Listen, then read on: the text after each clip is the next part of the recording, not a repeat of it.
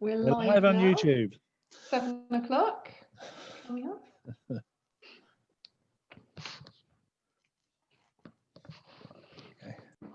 Okay. Right. Good evening and welcome to this evening's meeting of the Overview and Scrutiny Committee. Please note this meeting is being streamed live to the internet. Please could all members ensure their microphone is set to mute unless they are speaking. Also, please ensure that any other devices nearby are switched to silent mode as they can be distracting. It's important to remember that you may only speak when called by me, the chair. Members should use the raise hand button when they wish to speak, and when it's your turn, I will call your name and invite you to speak. Okay, right, so the first item, apologies for absence. Do we have any? No apologies this evening, Chairman. Thank you. Right, second item is declarations of interest. Are there any members wishing to declare an interest? Nope. Oh. Okay, thank you. So moving on to the minutes of the previous meeting. Are you happy for me to sign those as a correct order? Yep, no objections there. Okay, thank you. Lovely. Kate, can you put my electronic signature on those minutes, please? Certainly. Thank you. Right. Okay, so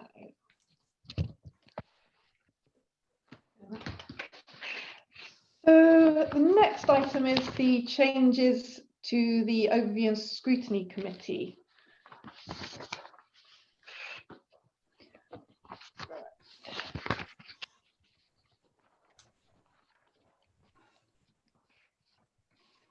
So this report sets out the proposed work programme that we've put together with the help of the Centre for Public Scrutiny.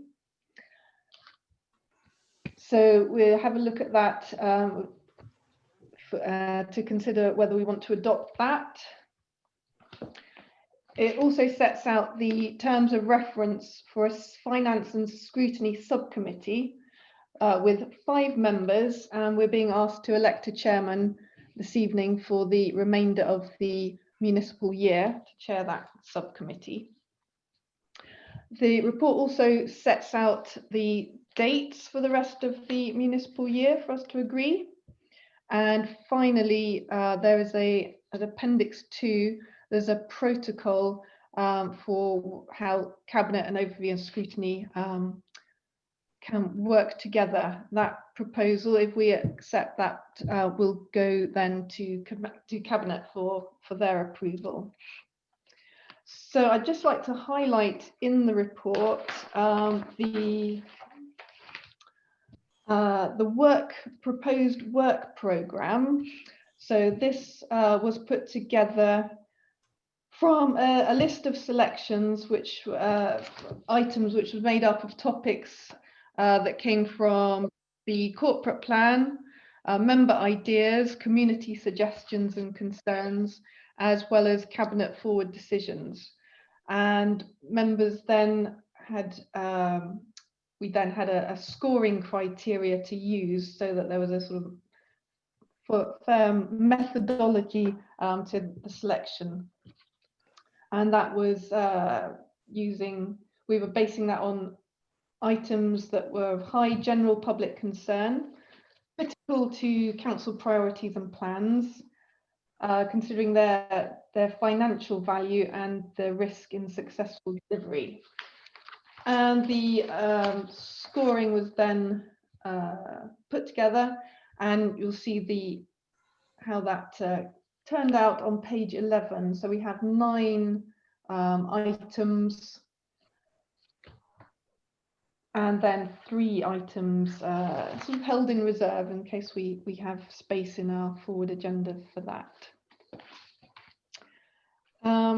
So on page 12, you'll see the proposals, the nominations put forward by group leaders to make up the subcommittee. So that will have 5 members on it. You've got the dates on page 12, and as I said, we've got the protocol at appendix 2. Yeah, I'd like to open that up for discussion. We've got Gemma and Susan available to take any questions. Thank you, Chairman. Thank you, Chairman. Can I just ask, are you proposing these changes, Councillor Shube, as the Chairman of the committee? Yes, I am. And do you have a seconder? Thank you, Councillor Keaton, yes. And can I thank members for all the work involved in getting us to this point of having a programme and all the work involved to date. It's been very helpful to the Officer Corps to get us to this position. Thank you. So before we take the votes, are there any questions? Councillor McConville. Thank you.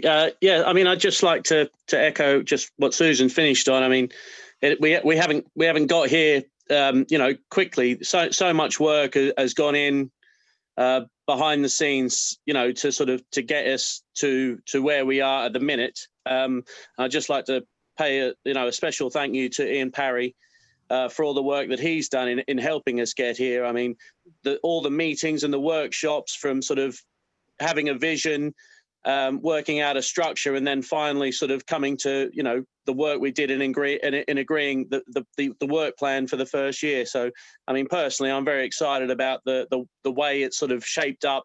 The fact we get to do some really good early work in decision making, and hopefully, you know, try to bring all the members of the council along with us. I think, you know, the next agenda item, you know, is testament to the sort of the way we're changing in looking at things early, and really trying to change the way the council operates. So I'm really pleased that we're finally here. Thank you. Thank you, and I would certainly echo that. Councillor Gain and then Councillor Carey. Thank you, Chairman. I'd like to apologise. I've had technical issues trying to get on to the Zoom meeting. It decided it didn't like the Wi-Fi network and decided not to let me in. I've just managed to get it going again, so I'm sorry I'm late. No problem. You're here now. Councillor Carey. Yes, well, I'd like to echo the thanks to the officers. One of the things I raised at the workshops, and I hope it is properly picked up in this subgroup, is performance management, because we talk a lot about holding the executive to account, but actually there's the organisation, the officers, and the actual delivery of services. And I do think it's important that we have a proper view of what is going on there. So I'd be very pleased if someone, say like Susan Priest, would give me some assurance that things like performance standards on the waste services, the call centre, that sort of thing, will be picked up in this subgroup. Thank you. Chairman, through you, if I may. Yes, I'm very happy to give Councillor Carey that reassurance that she's seeking. It's not only helpful for officers to have that scrutiny, but right and proper that it is done so. So I can give that assurance. Thank you.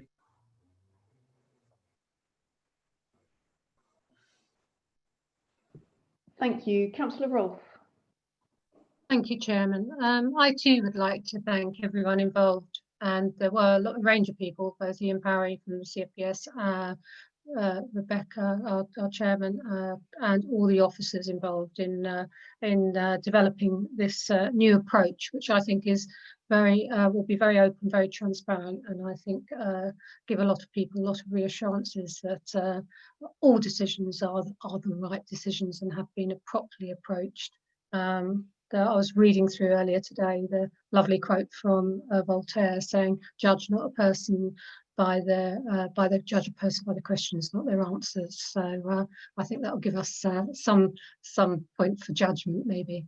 What I would like to just have some again reassurance on is that there will be some reasonable amount. I know it says it, but I'd like it actually verbally stated. There will be some flexibility to allow us to introduce certain items that maybe they come about as COVID did, sort of, sort of unexpectedly, but also where issues come where members feel actually this really should possibly be debated through the ONSC, and so that we'll have maybe in each meeting the flexibility to add an agenda item if appropriate, sort of through so that we can actually react, as we're all having to do, to changing situations.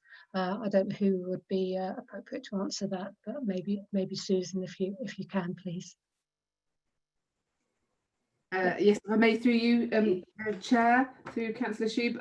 Yes, I can give members that reassurance that that is the approach that's being adopted. In particular, hence the reason for identifying as part of the programme the 9 top items with the 3 in reserve, and it's really to give members that flexibility and to be quite honest, a capacity within your meeting schedule to have that ability as things arise. So I can offer that assurance to members. Thank you. Thank you. Councillor Fuller. Thank you, Chair.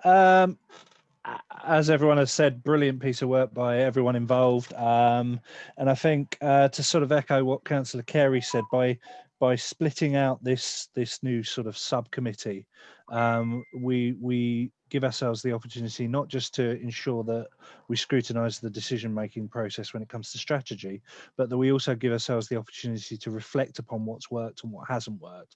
Because if ultimately we can scrutinise decision making as much as we like, but if we don't know what the outcomes of that decision making are, then we're not really being reflective, and we're not necessarily in a position to improve. So I think there's some great opportunities here to improve the work that we're doing, and yeah, I look forward to being involved in the new structure. Thank you, Chair. Thank you. Councillor Wing. Thank you, Chair. Again, I'd like to read out good bit of work, and I'm really looking forward to working with it. Just one clarification. In Appendix 2.6.1, which is on page 17, it refers to cabinet members will normally be expected to attend the meeting. I presume it will only be the cabinet member responsible for whatever's been discussed. Is that correct? I can take that, Councillor Shube. Yep, yes, I can confirm. And for the last few meetings, we have in fact been adopting that practice. But I can confirm, and sorry that perhaps could have been made a little clearer, Councillor Wing, in the drafting. But thank you. Thank you. Right. Okay. So unless there are any other questions or comments, we'll start. Oh, Councillor Mullard. Thank you, Chairman. Madam Chairman, just before we leave this, the agenda says that this committee will appoint the chairman of the subcommittee. That's the first thing, so we've got to do that. Secondly, I assume that the subcommittee, looking at the dates of meetings, they're designed so the subcommittee can report back to Overview and Scrutiny Committee a few weeks after they've met. Is that right? They will still report back to the Overview and Scrutiny Committee, as indeed all subcommittees do. They're the 2 points. I can confirm that, to clarify. I certainly know colleagues spent some considerable time, Councillor Millard, looking at the forward plan to make sure that the sequencing was right. So you are correct. Thank you. Right. Okay. So we've got quite a lot of recommendations. So I will go through them, as we do need to elect the chairman separately. So first of all, can I propose that we receive and note this report? Do I have a seconder? Councillor Cutenius. Any objections? Thank you. Then that's passed. On to recommendation 2 to adopt and implement the scrutiny work programme set out in paragraph 2.3 of the report until the next annual meeting of the council. Do I have I propose that. Do I have a seconder? Councillor Carey, thank you very much. Any objections? Then that's passed. I propose that we then submit the work plan to the next available extraordinary meeting of the council for endorsement. A seconder? Thank you, Councillor Cutenius. Any objections? No. Thank you. Then that's passed. Right. Item 4, recommendation 4, is to create a finance and performance scrutiny subcommittee with the terms of reference as set out at Appendix 1 of the report. We take this separately to appoint the 5 overview and scrutiny members to the subcommittee for the remainder of the municipal year.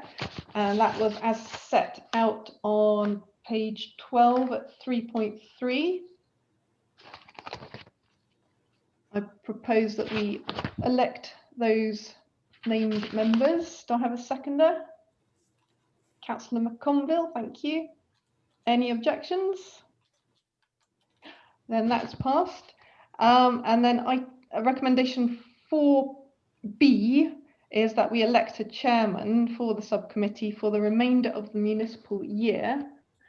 So do I have any proposals for nominations? Councillor Cutenius. I would like to propose Councillor Conor McConville for chair, please. Thank you. Do I have a seconder? Councillor Fuller. Happy to second. Thank you. Are there any other nominations? Thank you. In that case, can we vote on the nomination for Councillor McConville? And I think we're going to take a roll call for this, Kate? Or yes, certainly. I'll do a roll call for this. Yeah, if I go through, what I'm going to do is read out each member's name, and if you are happy with Councillor McConville, if you just say for, or you can abstain. Councillor Miss Susan Carey. Abstain. Councillor McConville. For. Councillor Fuller. For. Councillor Gain. For. Councillor Cutenius. For. Councillor Mullard.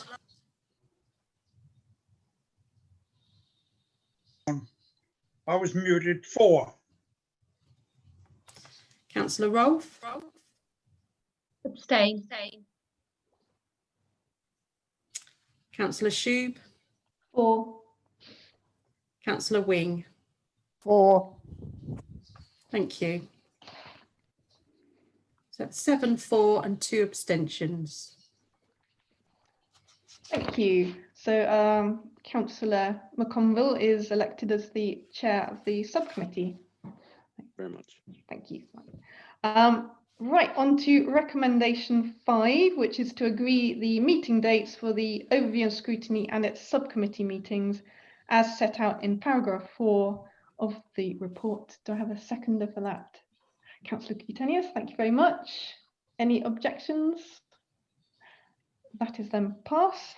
And finally, recommendation that we adopt the Cabinet and Overview and Scrutiny Members Protocol as set out at Appendix 2 of the report and to submit it to Cabinet for its approval.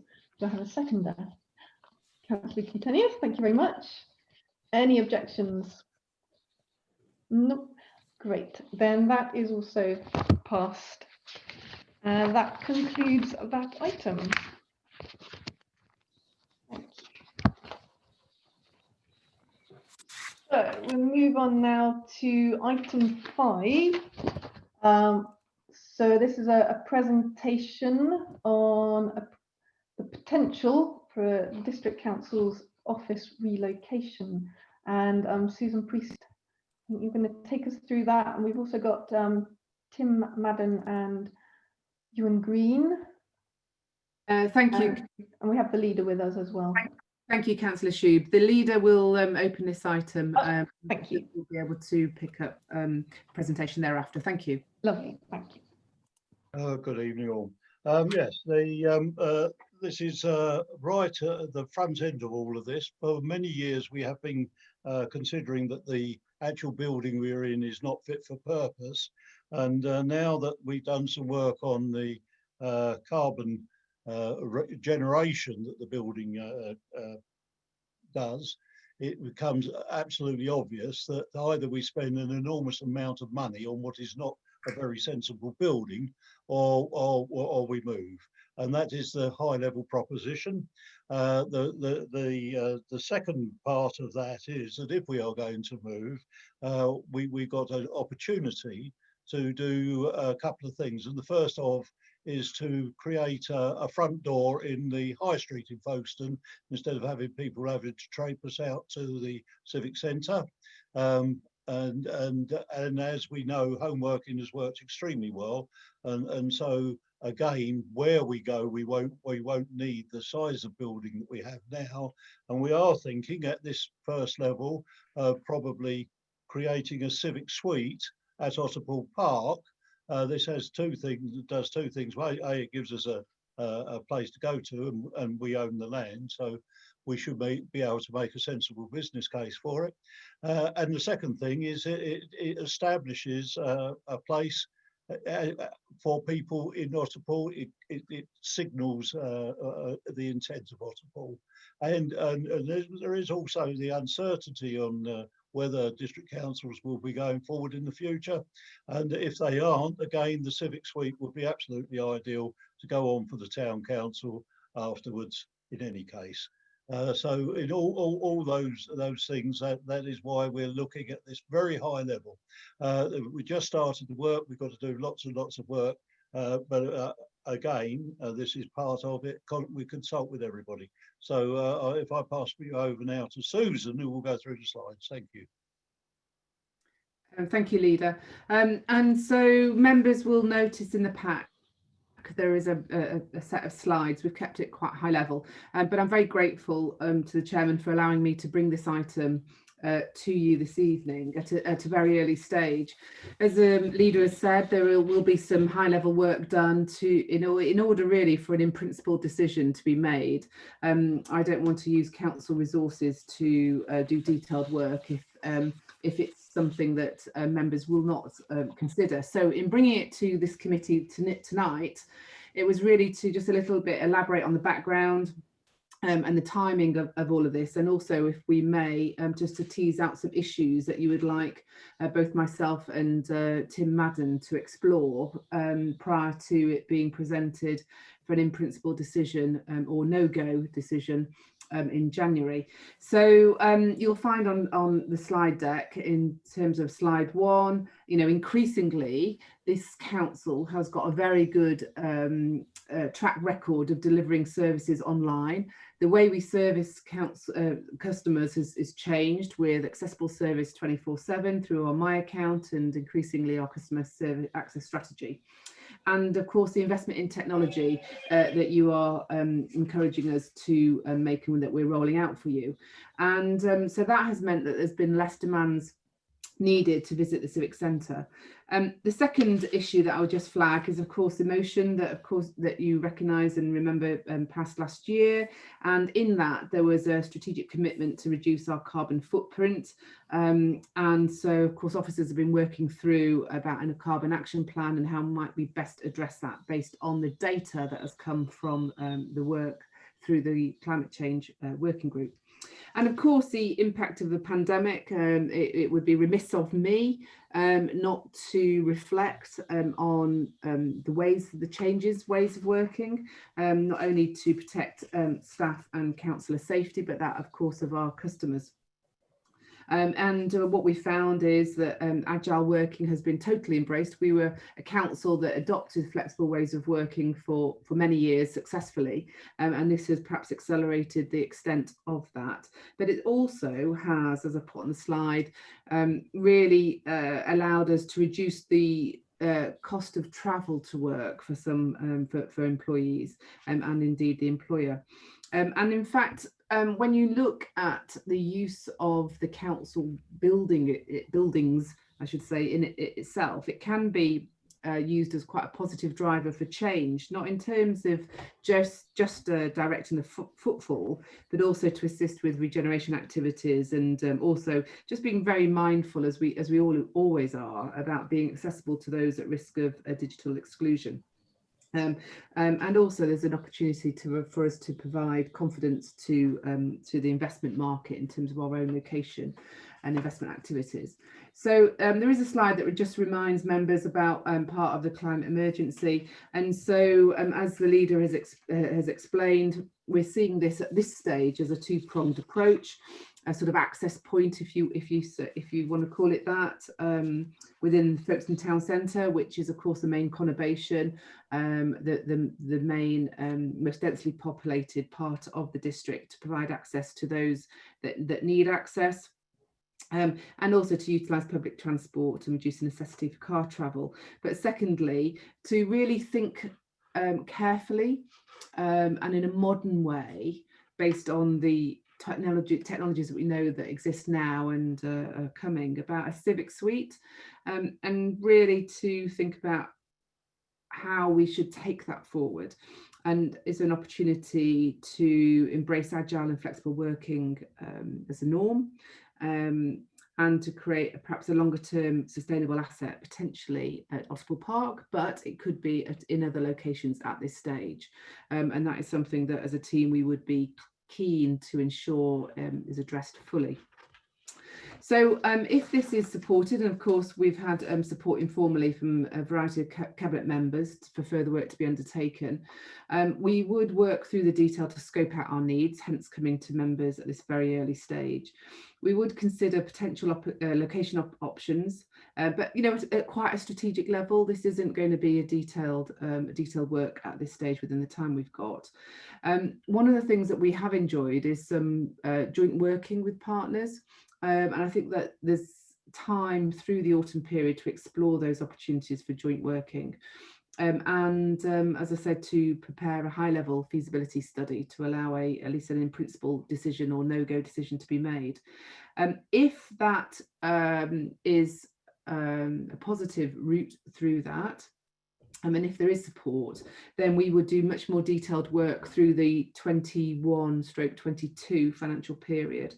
And I've outlined maybe some ambitious timelines in terms of an operational access point in Folkestone next year, and to occupy a carbon efficient building by 23/24. So in conclusion, Chairman, and sorry I have gone through that, but it is important that members have the opportunity to give us their views at this early point about, is the principle of exploring relocation supported? Are there elements that you would like myself and Madam to explore in some detail? We would rather know that earlier rather than later in this process. And what facilities and location and public transport, what's the dynamic and the mix of things that you would like us to consider at this stage, and any other views or comments that would help us scope out this work. So that's, I think, all I wanted to say by way of taking us into the item, Chairman. I'm not sure that there's many answers we can give, Councillor Shue, but we are in listening mode, certainly, in terms of the things that you think you would like us to look at, either at this high level stage, or if not, the more detailed stage. I think both aspects would be very helpful for us. Thank you. Great, thank you for that. I would, just before we open it up to questions and comments, I would like to declare a voluntary interest in my directorship of the Otterpool LLP.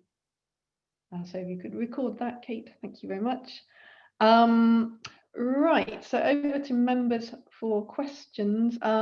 First of all, Councillor Cutenius. Thank you.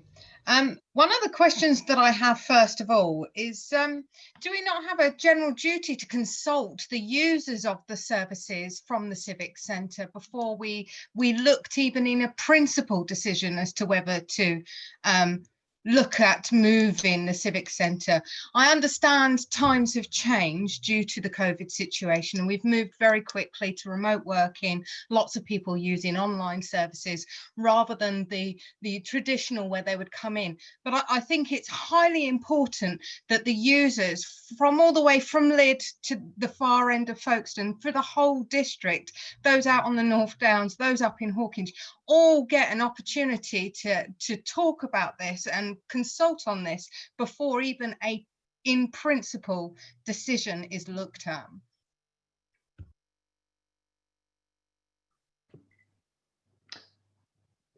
Do you want me to respond? Yeah.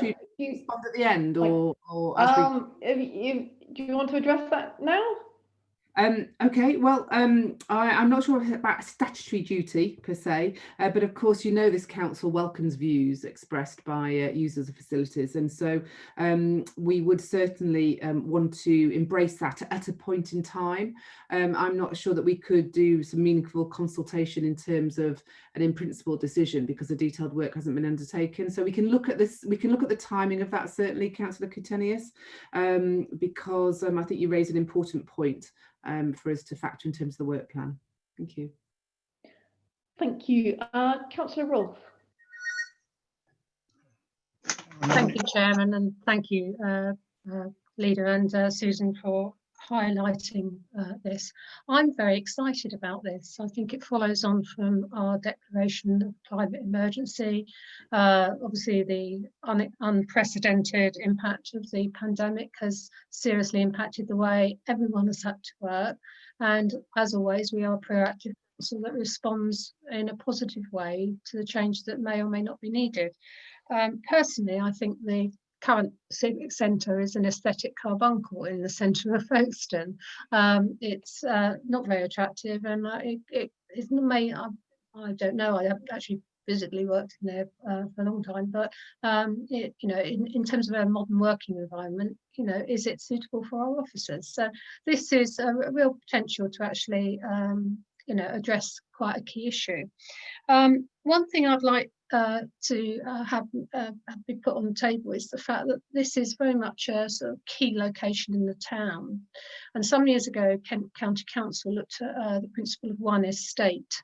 So I would like to see some potential for some discussions with the police station and the adjacent building to see how that whole area could possibly be revamped and redirected, and possibly then joint working or building with maybe and any civic centre that we then create thereafter. I think there could be real potential there to take out two quite ugly buildings and possibly create something really quite special, whether that be a link to housing, businesses, social housing, whatever. But I think that would be quite a good thing to do. To me, Otterpool is this district's future, and it makes sense if we are going to be for forward-thinking council to look for that as a centre for a civic suite of some kind. Obviously, Folkestone is the main town, and it needs to be a centre there.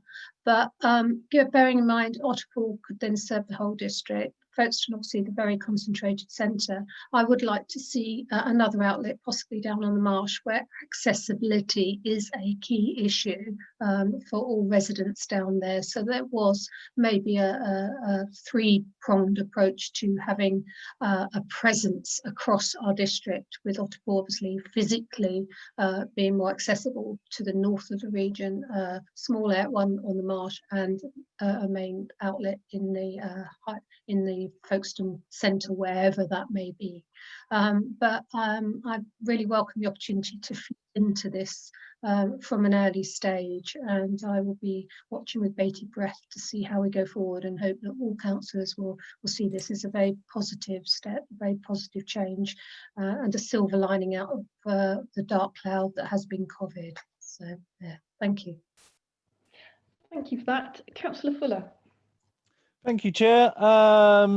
Yeah, my gut feeling is that this is quite a positive move or potential move. I suppose for me, there's three sort of considerations that it would be useful to have in mind when thinking about the possibilities here. I think within the climate change agenda, where any move needs to be carbon neutral, and by that I mean we don't just factor in the heating of the building and so on and so forth, but we do make sure that we're aware of any extra traffic movements out to Otterpool as a result and that kind of thing. So it's a proper detailed look at the effect on our carbon usage, as it were. And some of that all I will assume be mitigated by public transport, but also there may be an option to have some kind of minibus that brings people in from Folkestone if needed. Obviously more detailed work will tell us on that one. The second thing is I think it needs to be cost neutral as well. And there's obviously two strands to that. There's capital cost of building any new buildings, which would have to be the money would have to be essentially made up from how we dispose of the civic centre, and also that we'd have to consider the rental cost, because obviously we're currently renting parts of the civic centre out to businesses. So a suite in Folkestone centre, for example, could potentially, if it were the right size, bring in some rental income as well, so that we could balance out both the running costs and the capital costs in terms of, because what we don't want to do is build ourselves a wonderful monolith or whatever in Otterpool that actually costs more money than it saves. And the third strand, I mean, Councillor Ralph is essentially alluded to this in detail, is the need to make sure that we deal with accessibility issues. And I think there's two accessibility issues there. There's obviously the marsh has very poor transport links. The public transport in the marsh isn't brilliant, so it's difficult to get to Folkestone if you're travelling. But there's also the issue of digital infrastructure as well.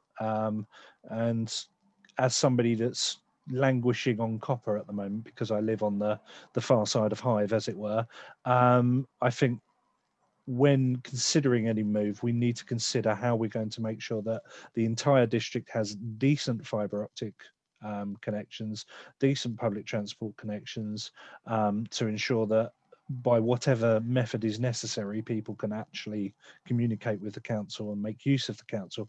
And of course, the third strand to that is making sure that anyone who needs to use one of those two methods can afford to do so as well. So this is more of a comment than a question, but if a report comes back that has considered those aspects in detail, then I'm already minded to support it, to be honest. Thank you, Chair. Thank you. Councillor McConville. Thank you.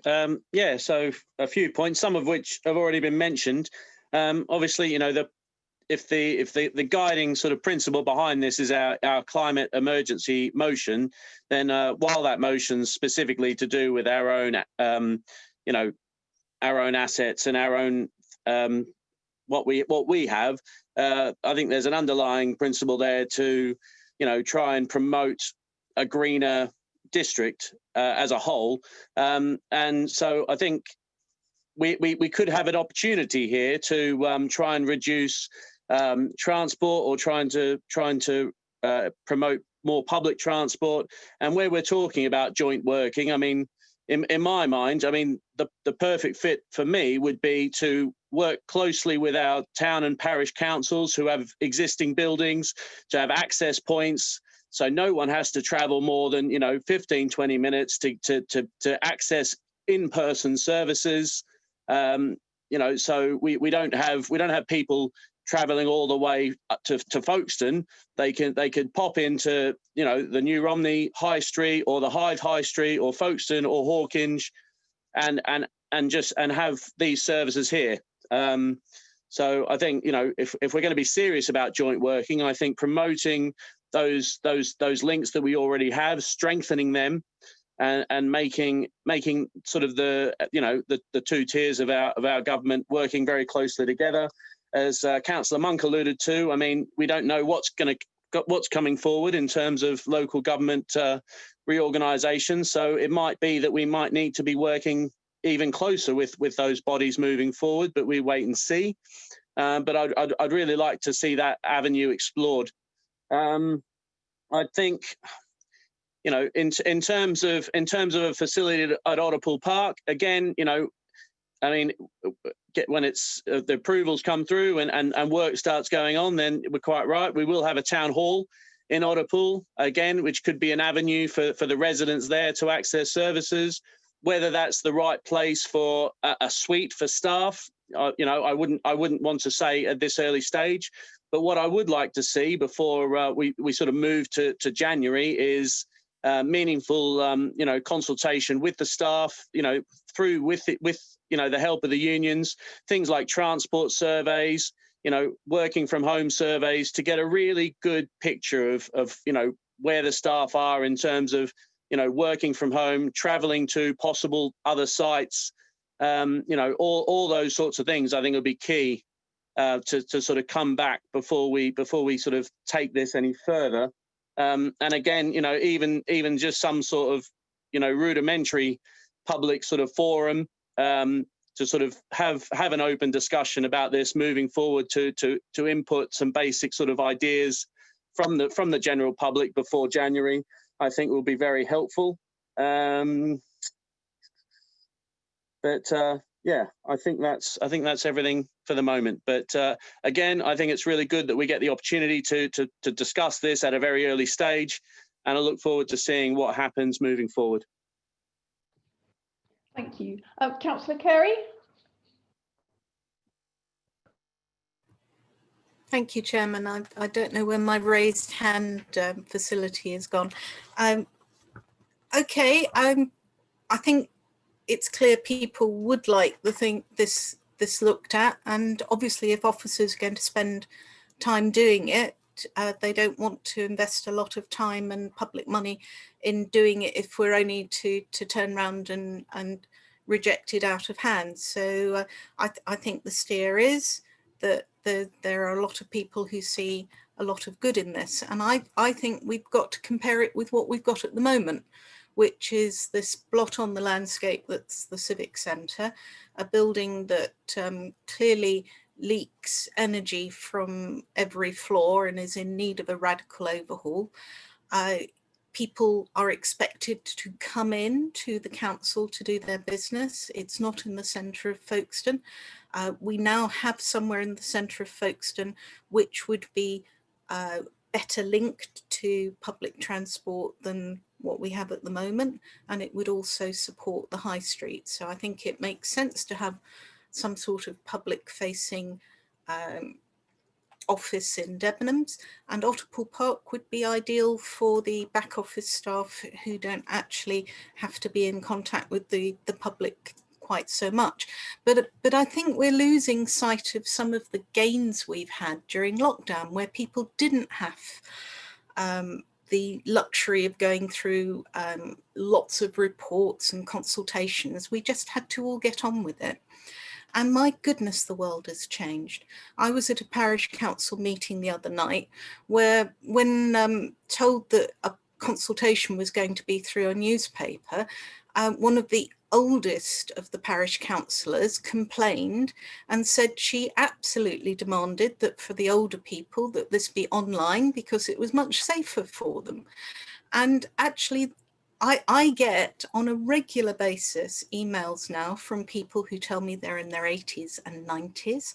The world has changed and people do not want to come into us and they expect to have services digitally available to them 24/7. And if they can't do it themselves, they are generally only one person away from somebody who can do it for them.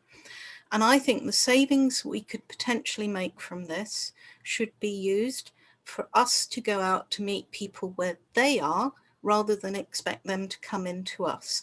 And goodness knows how many other pandemics face us in the future, and we do need to try and minimize the amount that people have to interact with each other in terms of keeping people safe. So I think we've got a big opportunity here, and we should go for the, in broad outline, the two options that have been suggested, because if we do have to give them up at one point, they will still be both attractive locations, one at Otterpool Park and one in the town centre at Folkestone.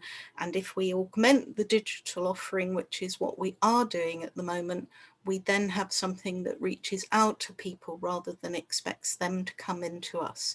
So I'm strongly in favour of the officers going away, working up the proposals. I think when people see them, I hope they will react positively to them.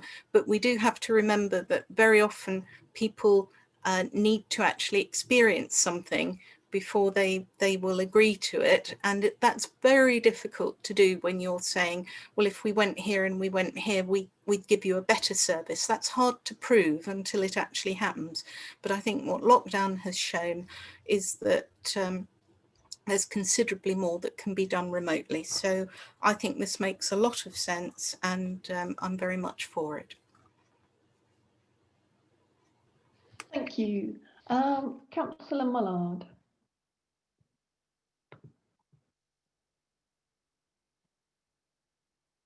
Moved myself. Now I'm here.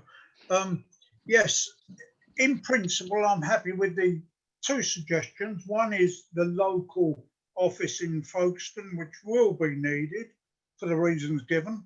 The other is the main office, if you like, the Civic Centre on Otterpool. Basically, I'm in favour of that. But there are buts. There won't be any change in use of cars for staff. In fact, it could even be more car use to get to Otterpool. That's a minor point in my plan. People on the marsh will not be able to get to Otterpool anyway. It's very difficult. It's fairly easy, actually, to get to Folkestone Town Centre from the marsh. The 102 runs every 20 minutes and it's a pretty good service. But if we take the Otterpool suggestion, which I agree in principle, the dates sort of put in the report there of 23, 24 for the new building is just daft. That's twaddle. You could, and may I suggest, if it goes ahead, you actually use what people think we've wasted money on.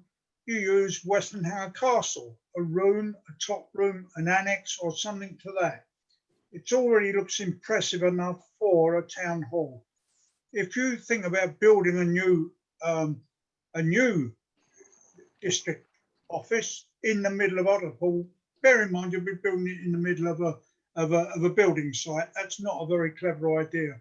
So I would support Otterpool. I would propose that very serious consideration is given to Westonhour Castle, which is big enough and nice enough and in a good position. To get for people, for the average person to get to Otterpool is nigh on impossible unless you use a car, which is what we're trying to stop. It is very difficult to get there. For me personally, to meet in Otterpool, it would be slightly easier than meeting in Folkestone. I'm a bit nearer. There were other points I was going to make. I'm trying to think of what they were.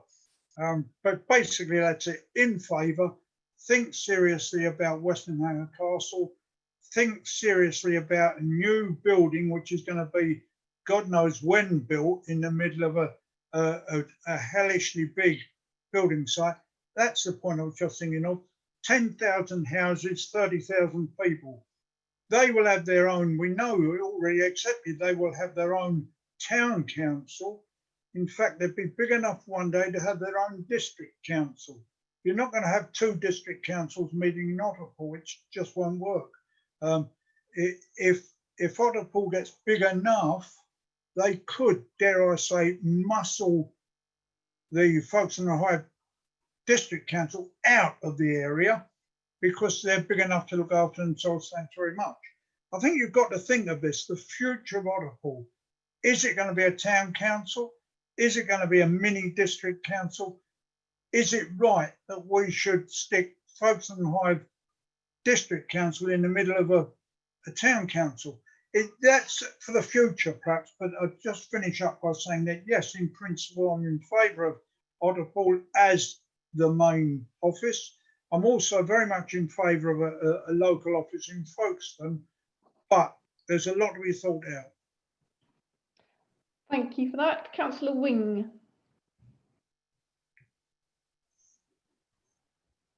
Thank you, Chair. I must agree with Mr. Mallard, actually, Councillor Mallard. I think he made some excellent points there. I've got a number of issues I wish to raise. The first of all, I'm glad to hear the talk of the climate emergency. That's very good. But we must remember, any building must be cost neutral.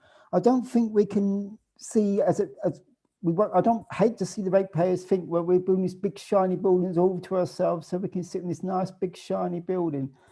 It must be cost neutral, and we've talked a lot about digital exclusion, and also I think we're in danger of being sort of geography exclusion as well. With the marsh, I think there's people on the marsh already think that they've been forgotten, and I think the possible suggestion for me is, at the moment, a non-starter, unless it is just for a call centre, more or less, then perhaps we can think about it, but definitely not for any sort of civic centre for many years to come. I really do think Folkestone is the place to go, and I agree, but to be carbon neutral or again to be carbon, it's very difficult in an existing building. It'd have to be looked in really, really carefully. Another point I want to make, going off track a little bit, is staff working from home. Obviously, this has helped with reducing our carbon, as the council's carbon footprint. But of course, with winter coming, the officers working from home will have a heating on all day. Thinking outside the box, is there any, not for any cost to the council, but any chance of any like group buying of any sort of installation or help that they can do with making their houses more carbon neutral? Is there any chance of that, I'm wondering? As far as Otterpool is concerned, as I say, I would rather it not be Otterpool for the moment, certainly. As Councillor Mallard said, perhaps for the future, I don't know, but not for the moment, you know. Thank you very much. Thank you. Councillor Gain.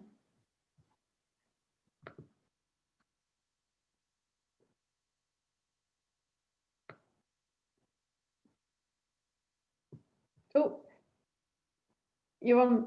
We can't hear you, Councillor Gain.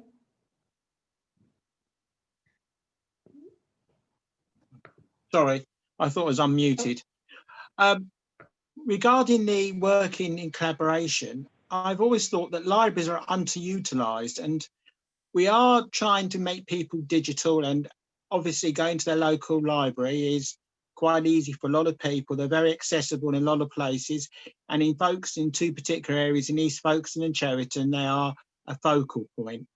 And I would like to see us working with the county to increase the services in there, because older people are becoming more savvy on the internet, but that doesn't mean they've actually got the internet at home. They may actually need to go somewhere to use the internet, and having staff there that can help them get online, etc., would be a way forward for a lot of people that cuts their carbon footprint by just having to go to the local library. And that includes the marsh as well, and Hyde.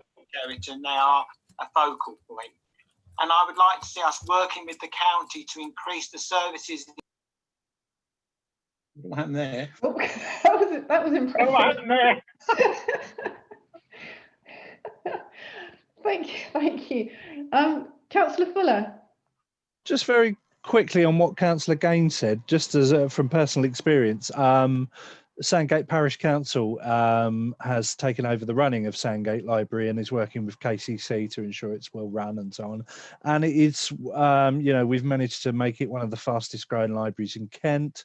It's one of the few small libraries that's reopened despite the COVID situation. So yeah, I'm really glad Councillor Gaines raised it, because there's some really good opportunities there. You know, our local libraries are so important, and they can be hubs for you you know, teaching when it comes to sort of digital skills and so on, so that we can get people up to speed, or we can give them access to the technology they need. Even though I must admit I have tended to move to ebooks now, which is very naughty of me. Yes.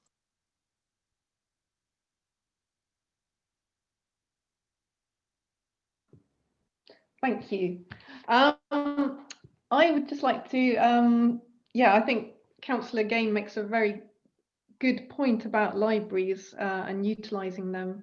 I'd also like to reiterate, support what's been said about having access points elsewhere in the district, particularly on the marsh. And it also, that, you know, we should be encouraging these sort of 15-20 minute neighbourhoods as part of our response to the climate emergency. So I can see it working from that point of view. I'd also, we've talked a lot about digital exclusion, and we talk about it being older people, but I think we can really forget that it's a lot of people, you know, people that can't read, can't write, so certainly can't get online and can't interact in that way that we absolutely take for granted. It's across, it's not just an older person issue. So there are people that do need that in-person support. And I think opportunities, we talked about sort of potential co-location with partners, and I'm thinking about, you know, exploring options for working with third sector partners, particularly in the sort of advice and support area. So yeah, I'd like to see that explored. Yeah, and I would obviously reiterate what's been said about carbon neutral buildings. Obviously, if the existing civic centre, if it's knocked down, obviously that's a, you know, whether it seems unlikely that it could be reused in an efficient way. So we're going to have to really offset that with some superb carbon neutral buildings in future. So yeah, Councillor Cutenius would like to come back. Thank you, Chair.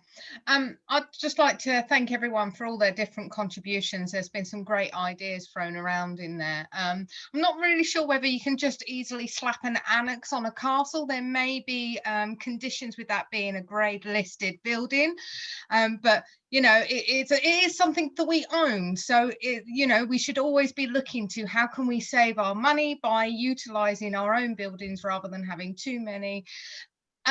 I absolutely love the idea of using our local libraries, our local community centres, because these definitely need to be looked after and cherished. And if you can use that for your face-fronted services, I think that would be brilliant.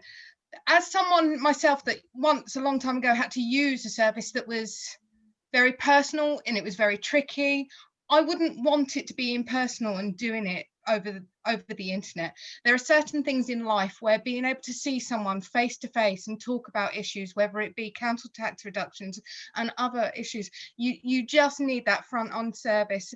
And as again with the climate emergency that we passed, if you can have it more local, so like I say, utilising Lydd, utilising New Romney, utilising Hyde, utilising Hawkins, utilising Folkestone, it gives people to have that service on their own doorstep rather than having to travel a lot further. In principle, I can't say right now whether I'm for or against. Obviously, I'm a very big believer in consultation with your residents, consultation with your constituents. I know sometimes people worry about the cost of consultation, but you've got to have it, even if it ends up costing us money and we reject it, because that's the whole point of a consultation. You've got to give people the chance to have a say. Otherwise, it would be fake if you're saying, oh yeah, you can put something in, but we might just ignore you anyway. You've got to give people that opportunity, and even they will probably come out to ideas that we haven't spoken about as well. So I am happy for officers to look at this again, to look at this further, and see where it goes from there. But there's certainly a lot more things that we can do to expand it.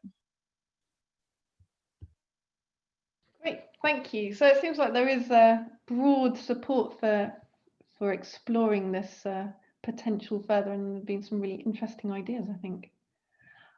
Okay, so unless anyone's got anything further to add, I propose that we move on to the next item,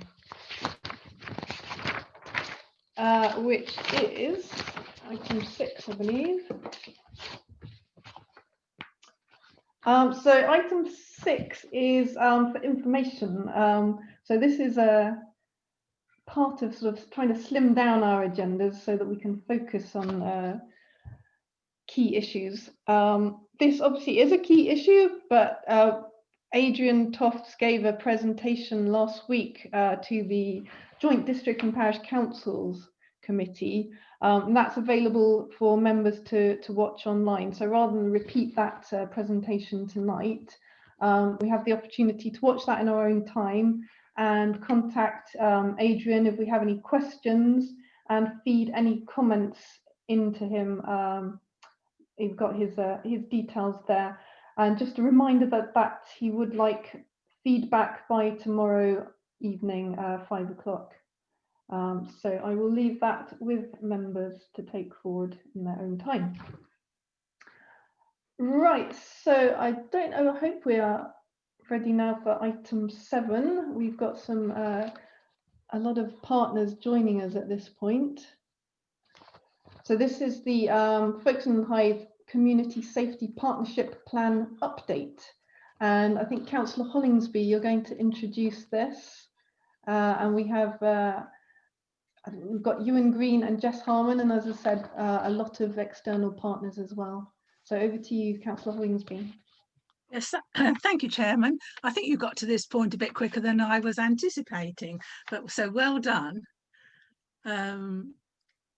The purpose of this presentation this evening is to review the work of the Community Safety Partnership, talk about the priorities for 2021 Community Safety Plan, and hear from members about their priorities for a new 3-year plan, and ask questions to our guests from the Community Safety Partnership.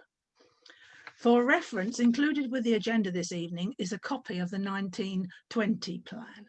Following the meeting, we will be circulating this presentation and the 2021 plan as agreed by the Community Safety Partnerships. And with me tonight to give presentations are, as you mentioned, Ewan Green, our Director of Place. Also supporting him are Karen Weller and Andrew Rush.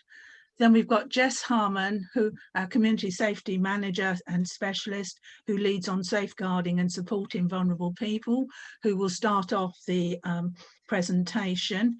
And I think we've got Inspector Brittenden, who leads the Crime and Community Resilience subgroup.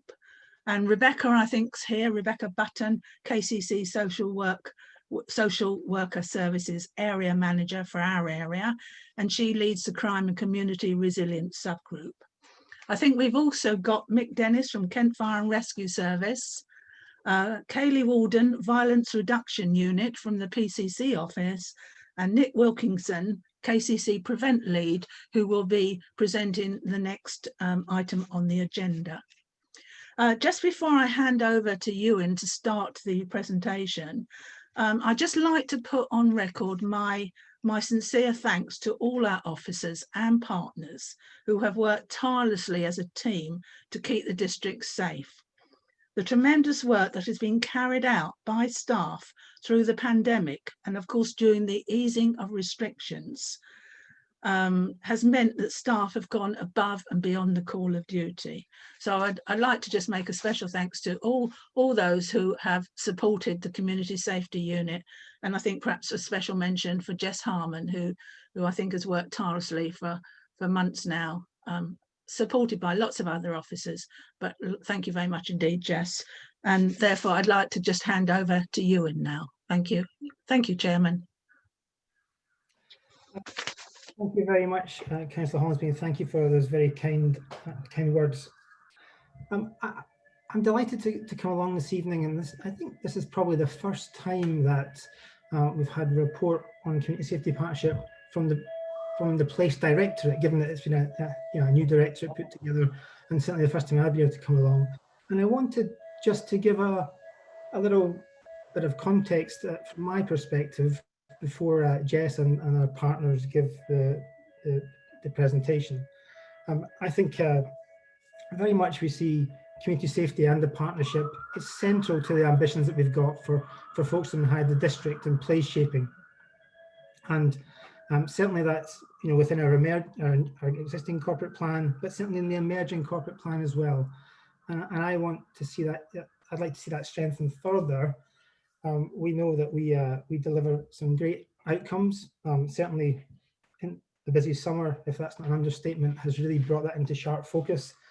With many challenges that we faced, but for our own officers and our great partnership working, we have had some excellent outcomes. But I think we can do more, and I'd like to start working with our teams to do that. And certainly that's about cross-cutting for me and about promoting the role of community safety internally and externally, and certainly across all the teams in place, services and wider in the council, to really promote the fact that everybody can have a role in community safety. It's not just 2 or 3 officers with that title. And certainly we need to be thinking about preventative and proactive as well as reactive services and initiatives. And as part of that, what Jess will trail with you later on in the presentation is an opportunity to think about a 3-year plan. So we can give a bit more certainty to the themes and priorities, and an opportunity to look at resourcing and indeed funding to deliver the priorities and themes. So I'm very looking forward to the discussion tonight with members, and now I'd like to hand over to Jess to start the presentation. Thank you, Ewan, and thank you, Councillor Hollingsby, and good evening, everybody. Thank you very much for having us this evening. So I'm delighted to give you an update in regards to the Community Safety Partnership and Community Safety Unit, and thank you to my partners who have also dialed into this meeting. Many of you will already be aware, but just to update, so the Community Safety Partnership consists of 6 statutory partners, as well as many other key agencies who form the CSU. So obviously we've got representation from Kent County Council, Kent Fire and Rescue, Kent Police, Kent and Medway Clinical Commissioning Group, the National Probation Service, and us as Folkestone and Hyde District Council. And together we combine the Community Safety Partnership. The Community Safety Partnership structure for 2020 and ongoing is that we meet quarterly as a Community Safety Partnership. So that's a statutory meeting with statutory partners and a rotating chair. That meeting feeds into the overarching Kent Community Safety Partnership and forms the County Community Safety Agreement. So all the district community safety partnership plans are inputted into the County Community Safety Agreement. From that, as a district, we have our own subgroups. We have a task and finish group for operational multi-agency meetings, and we have 3 main subgroups. One of the subgroups is the Safeguarding and Supporting Vulnerable People, which is led by KCC, and Rebecca Button will speak with you shortly. We also have the Crime and Community Resilience subgroup, and that's led by Kent Police with our CSU Inspector Andrew Brittenden. Andy, sorry, I do that every time, who will give you an update shortly as well. And then we have our Community Safety Unit, which is led by myself on behalf of us as a council. There's also the Serious and Organised Crime Group meeting, which is a Kent Police-led meeting, again by the CSU Inspector that other partners join. The Community Safety Partnership is compiled from the strategic assessment. This assessment is produced annually to show progress for the partnership against our priorities, and it also identifies emerging issues and looks at the recommended priorities for the next 12 months. As part of that, the priorities for 2020 and 2021 for the CSP were identified, taking into account the findings from the strategic assessment from last year. The strategic assessment for this year will begin work in around October time, when we have meetings scheduled with KCC, who we commission to form our strategic assessment. Within our priorities, we have a series of cross-cutting themes that have also been identified, and these are key initiatives that support the delivery of us all for the priorities. Hopefully you'll be able to see this on the screen, and I apologise that it's quite small, but I'm happy to read it out. So the 2020-2021 priorities, so that's from March 2020 until March 2021, which were agreed by the strategic partnership. You'll see there under each subgroup.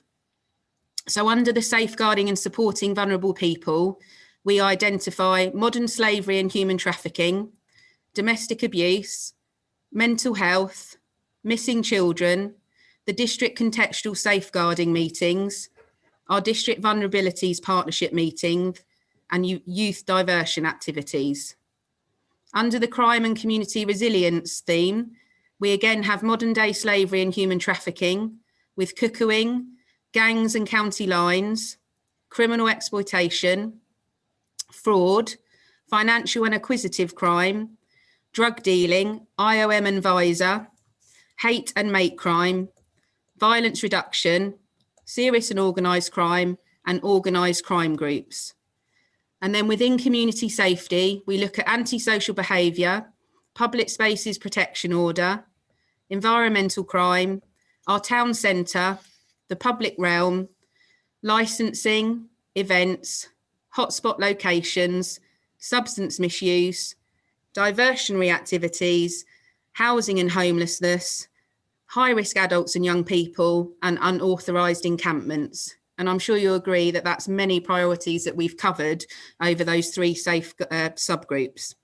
The cross-cutting themes for us always are violence reduction and reducing offending, which are key priorities to us as we go forward. One of the main parts of the Community Safety Partnership is to look at funding what is appropriate for our district. We're very fortunate that as a CSP, we're awarded from the Police and Crime Commissioner a sum of money, around £31,744. This funding is passported through the PCC, through their budget, and to us as a CSP. The funding is then used for a number of partnership projects, which are listed below to address our CSP priorities. All of these projects are agreed by the strategic partnership as to the way that we would want to go forward. So to summarise, the grant is approved currently to the total of £24,225, which leaves a tactical pot of just over £7,500. The tactical pot is a reactive spend throughout the rest of 2020-2021 and must be spent by March 2021. Some of the projects that we are funding you will see here. So we've got organisations such as the One Stop Shop alongside Home Start. We're very much looking forward to being able to deliver our Youth Safeguarding Conference, which we have planned to deliver at the beginning of March 2021. Obviously, we will be taking COVID into account, and I'm speaking with the PCC office in regards to how we'll be moving that forward. But I'll make sure that with our partners, we'll be looking at an innovative way of delivering that. We've also got Kent CDAP, so that's the Community Domestic Abuse Programme. Operation Ring Bell. I need to think of a different name for that. So that is in regards to a number of ring doorbells that we're funding to give to some of our most vulnerable victims across the district. We'll be funding again the urban pastors who do a wonderful job in the district going out safeguarding and supporting our vulnerable people. The Shepway Youth Hub, which is a detached project for young people. A new project, the Home Start DA service for children and me, which has come about from issues throughout COVID with the rise in domestic abuse. And Aspire Outreach, who do work for us around our homeless persons in the district. We're going to move on now to an overview of the subgroups. So to start off with, I'm just going to talk briefly about the actual community safety meeting that we have every week. So we're very fortunate in the district that we're still able to run our community safety on a weekly basis. I I think we're one of only 2 districts that run a community safety meeting on a weekly basis.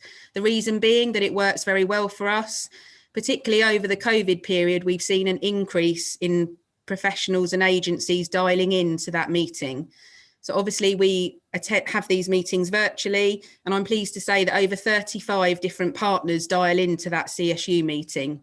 It's run for an hour and a half, and we cover many different agenda items, from hotspot locations and individuals to high-risk targets, visor nominals, environmental enforcement, licensing, events, etc. We go through a full agenda each week.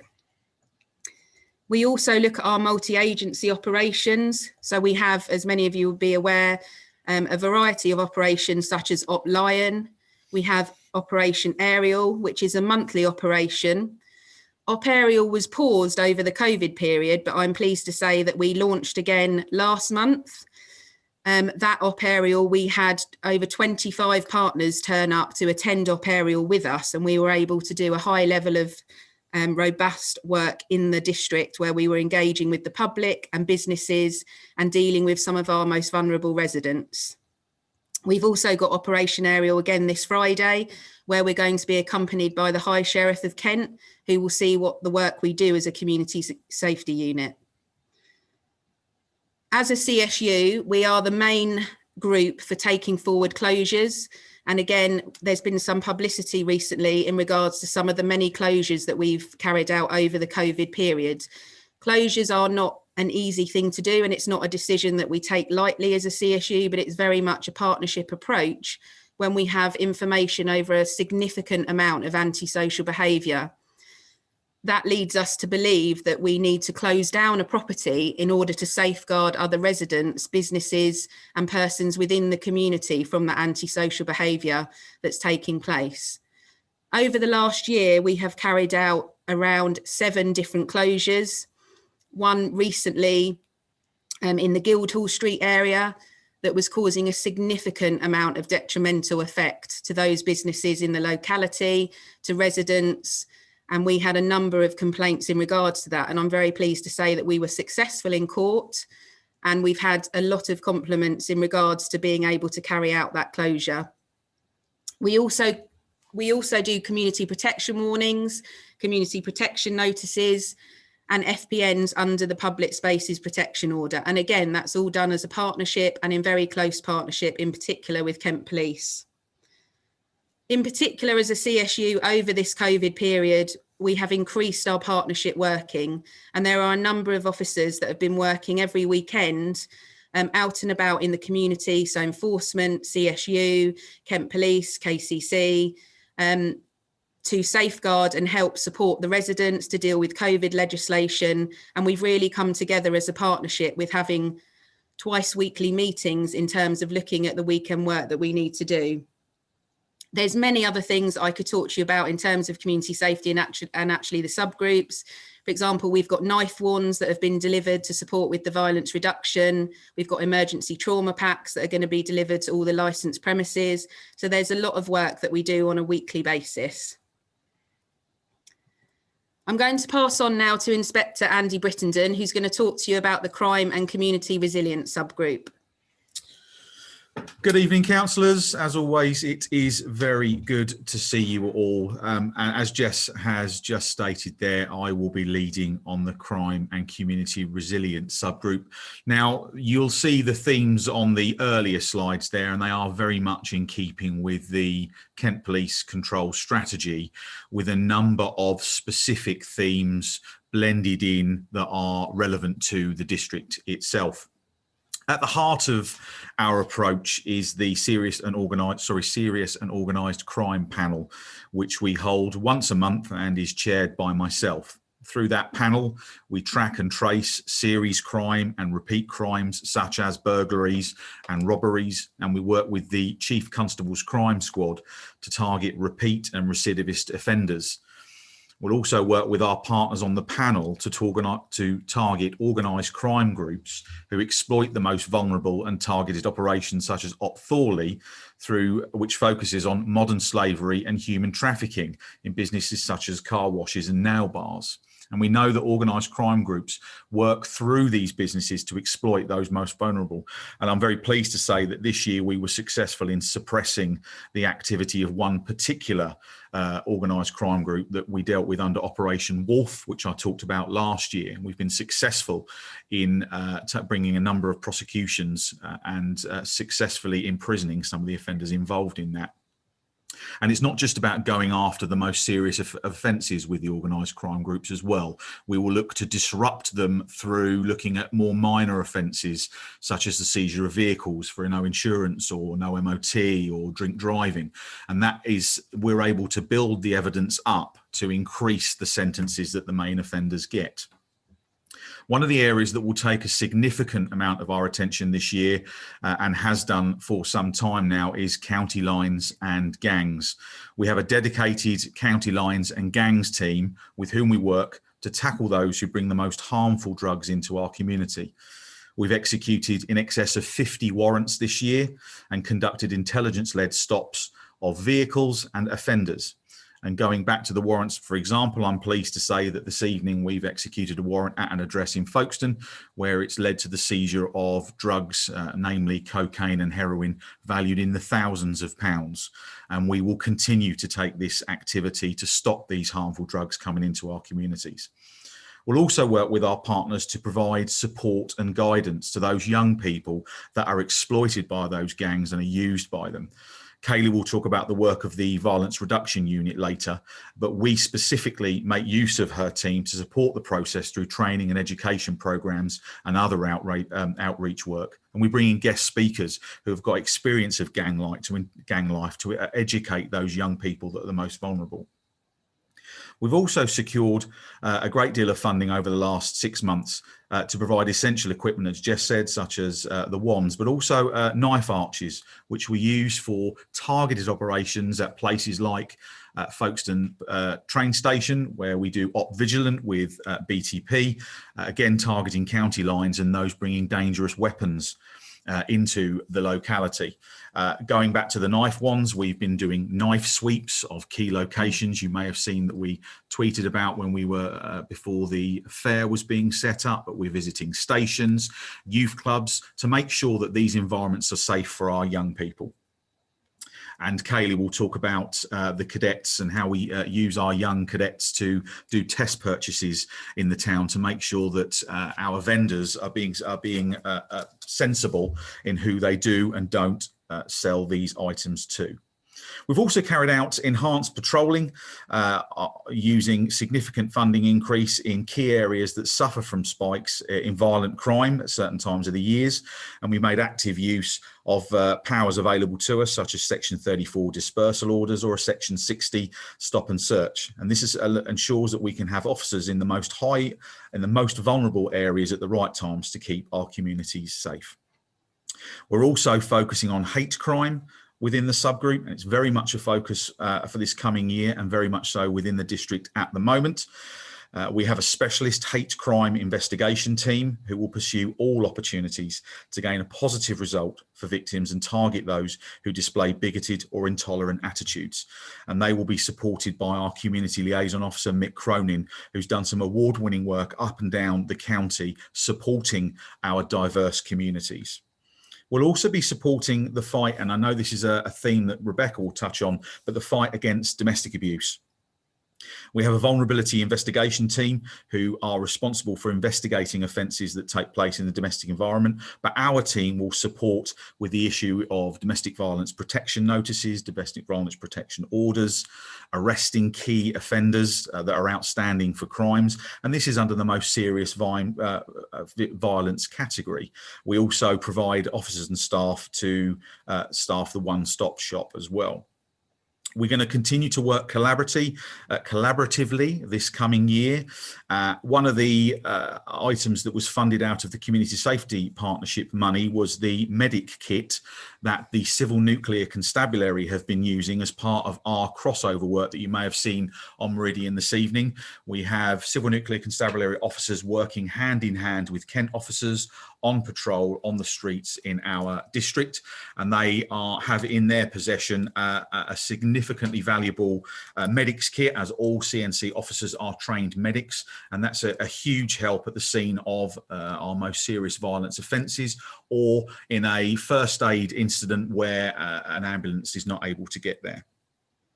And finally, we're going to continue to engagement with the public over the coming year through more of our VEM meetings, more of the councillor drop-in sessions, as much outreach work as we can, being available in person, on the phone or online, and making sure that we are visible in our communities, be that through the uplift in town centre constables, ensuring that as all of our PC positions are filled and available, and making sure that as many of the officers are out on the streets as possible.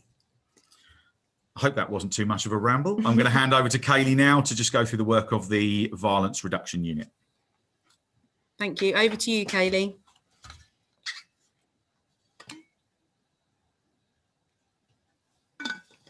Oh, is Kaylee there? Hello. No, hello, we can hear you.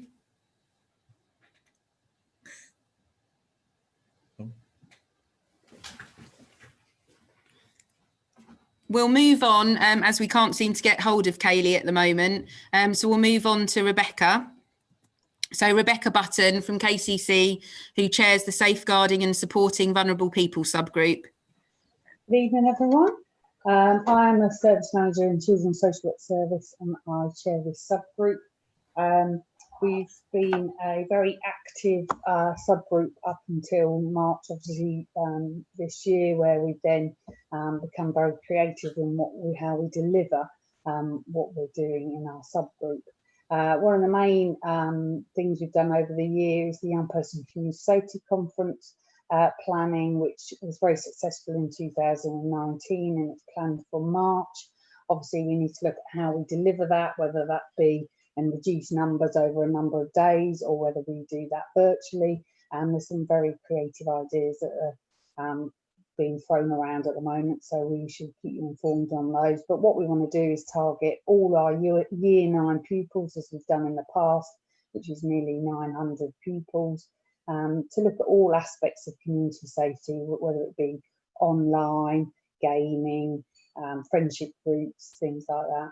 And that, as I say, has been really, really successful in the past. One of our main focuses, obviously, is domestic abuse, and certainly with the pandemic and lockdown, the increase in domestic abuse reporting, and following the Domestic Abuse Strategy and Action Plan for Kent and Medway between 2020 and 2023, looking at reducing domestic abuse and ensuring that the right support is got quickly to those affected by it, including children, and dovetailing in with obviously the new domestic abuse bill, which is ongoing, and really looking at our action plan for the coming year, looking at developing a set of practice principles for staff working with domestic abuse in families, improving our multi-agency practice in creative safety planning.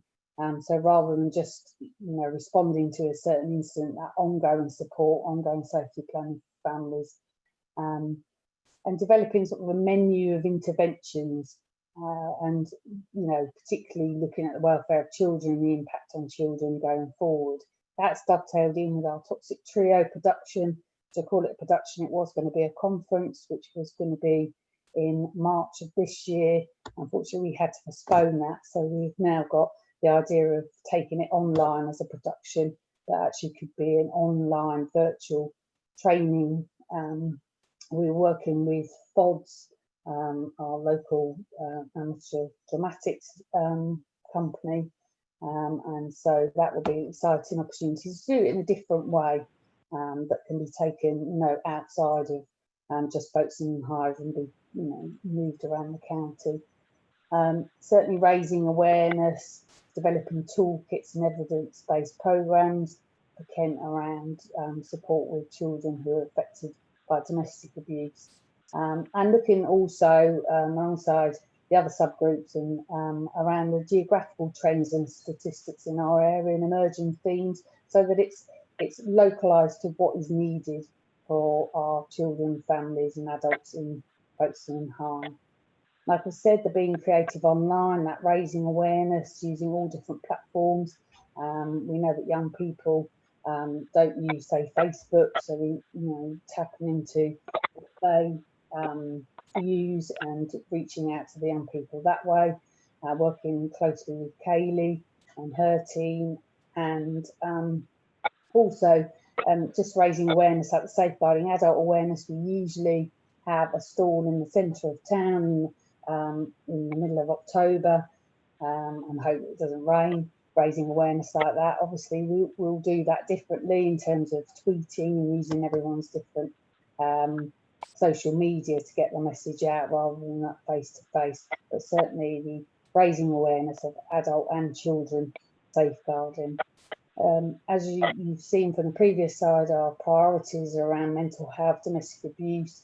We work closely with the Folkestone Hive District Council and the District Vulnerability Partnership meeting and the District Contextual Safeguarding meeting that talks about young people in the district. And that all links in with the cross-cutting themes and other subgroups.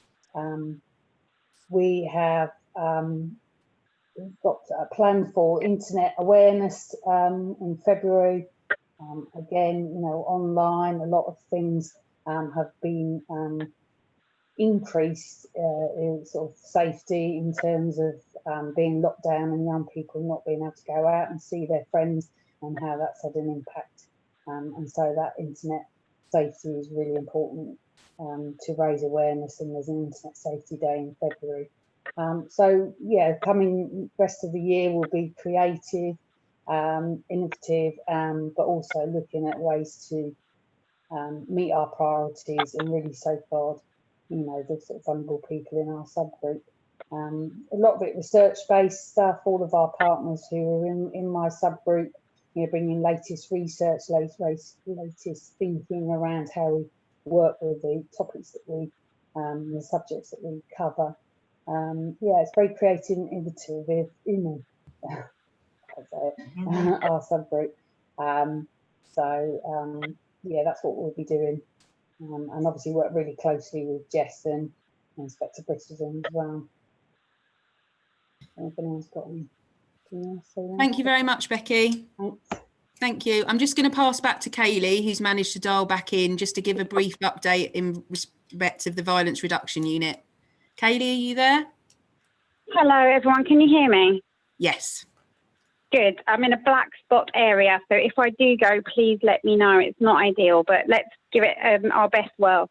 So the Kent and Medway Violence Reduction Unit was formulated this year.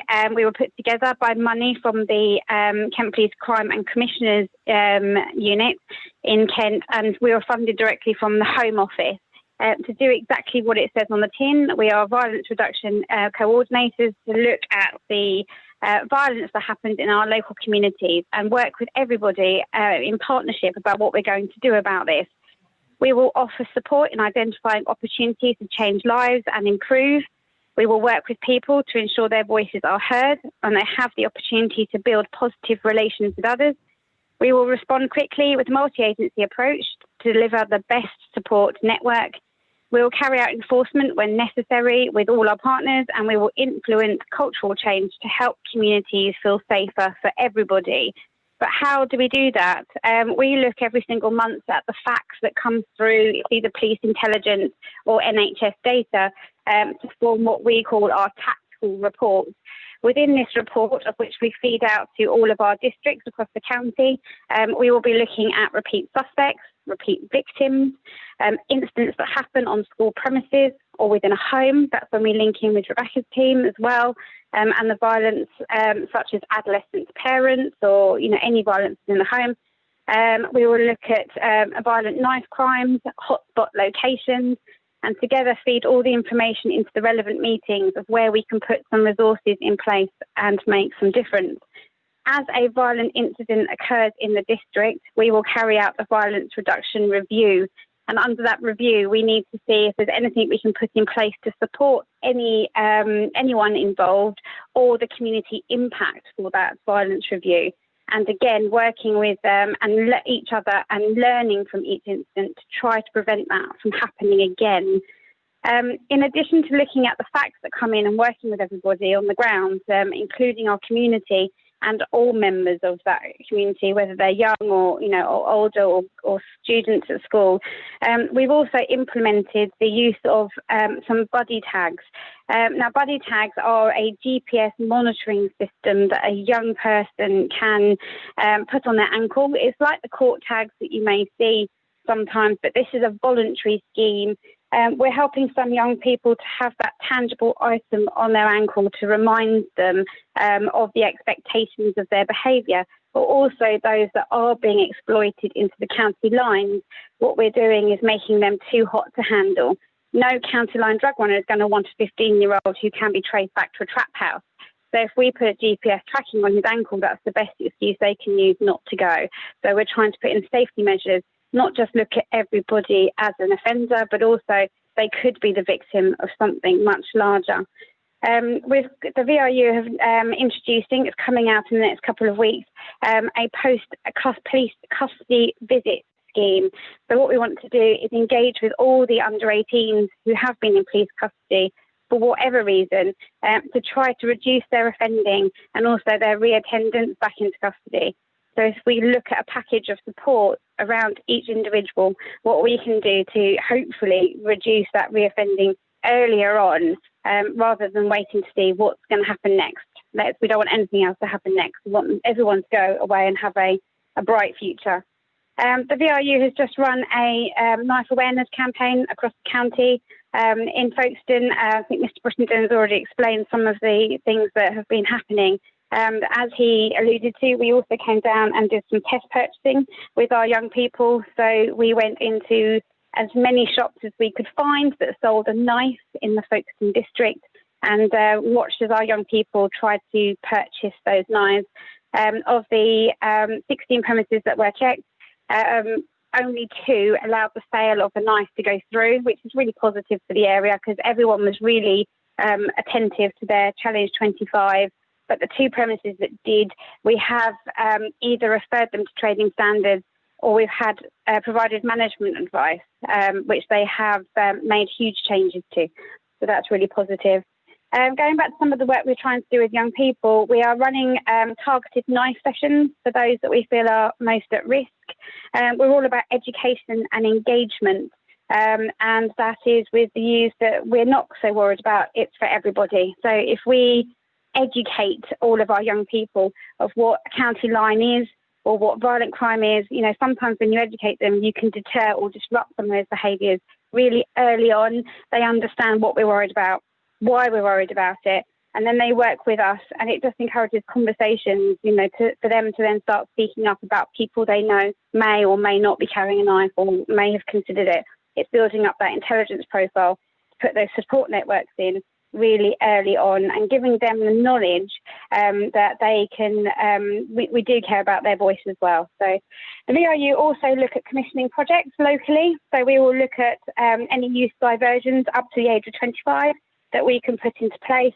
We're currently going through some funding bids in the local areas of some mentoring projects for the 18 to 25 cohort, which is sometimes a hard age group to harness because a lot of services sometimes end at the age of 18, and we just want to make sure there's a little bit of a pathway so that not everyone ends at 18. They've got a support network to take them through until they're slightly older in age. But like I said, we're all about partnership work. We work really closely with our CSU team. Being able to support op aerial is brilliant as well. It gets us all out, feet on the street and speaking to all the young people. And I can't praise Folkestone enough, really, for their partnership work, because we all know that we can ring each other, have a conversation about something or someone, and action will be taken immediately. So Folkestone's really strong, and I'm the coordinator for Ashford, Folkestone and Dover, so I have a really good oversight of some of the other areas. And I think Folkestone should be commended really on their partnership working. It's brilliant. So thank you for welcoming me, Folkestone, and let's hope we can carry on the good work together. Thank you very much, Kaylee. That's excellent. And thank you to Andy and also Rebecca for their updates. So just moving on, part of the information that we also wanted to share with you as a CSU, and I think it will have probably come across just how passionate we are as a community safety unit to make Folkestone Hive District a safe place to work, live and visit. and we want to continue the work that we're doing as a very strong partnership.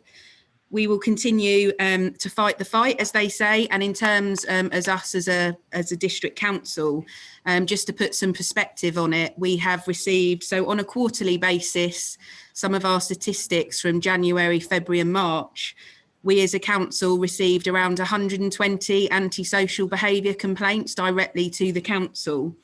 Over the period of June, January, February, March, sorry, April, May and June, those figures increased significantly, going up to around 750 for a 4-month period, so an additional month on the quarter.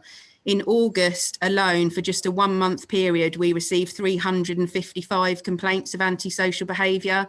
And in September, our figures have gone over 400. So that's a daily occurrence of antisocial behaviour that we're dealing with and working together as that strong partnership. So members, in regards to the plan going forward, what we'd like to propose to yourselves is that we'd like to look at a 3-year plan. 3-year community safety partnership plans are used by many other local authorities. The many benefits of a 3-year plan include those stronger links to our corporate priorities, to be able to take a longer term approach, to be able to have more effective planning and resourcing, and to have a better overall of outcomes from projects and interventions that we will successfully deliver. We'll be able to focus on measuring the success and that continuous improvement. Therefore, it is proposed that we will go forward with a 3-year community safety partnership plan. And of course, we will review that annually. The strategic assessment is obviously a document that is compiled annually. So should there be any highlights from the strategic assessment, then we will be able to review that with the annual review.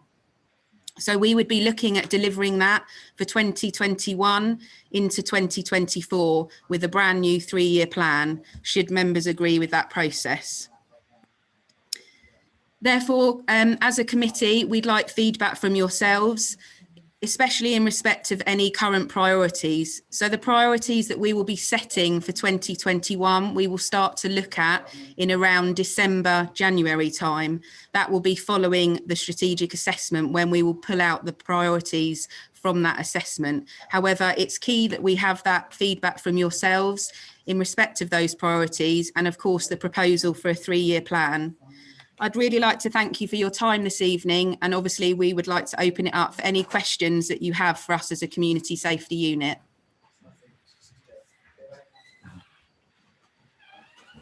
Thank you very much, and thank you ever so much for your time. Thank you, Councillor Tube. Right.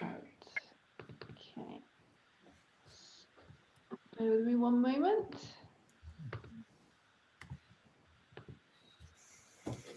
Right. Do members want to come in? Yep, Councillor Kerry. Thank you, Chairman. Well, thank you for those presentations, and I can't disagree that everything you've talked about is really important and needs dealing with. I'd be very interested to know on the antisocial behaviour, whether those are local people or people who came to our area who were reported as being antisocial, what sort of break split there was. But the thing I really wanted to raise was that my community is very concerned about traffic offences, particularly speeding through communities, and they really would like to see the police and other partners take more action to ensure that people respect the speed limits and don't terrorise, essentially, residents in their own homes.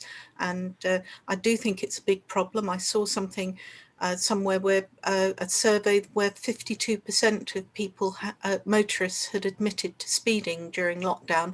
And I know that there was some really high speeds of people caught during lockdown doing over 100 miles an hour on roads simply because they were empty. But it's a problem that seems to be day in and day out. And I think the only way to deal with it is proper enforcement of the people who don't respect that law.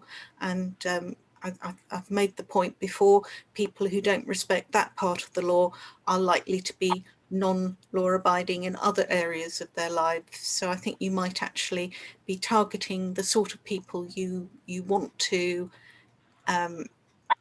be arresting by also tackling their bad behaviour in other areas, a bit like Al Capone being got for his tax returns rather than his other crimes. So I'd really like to see you do more in this area, please. Yeah, I can come in on that, Councillor Carey, and thank you for that question. While it didn't form part of the control strategy, so to speak, we were fully aware that it was something that was a concern to local residents.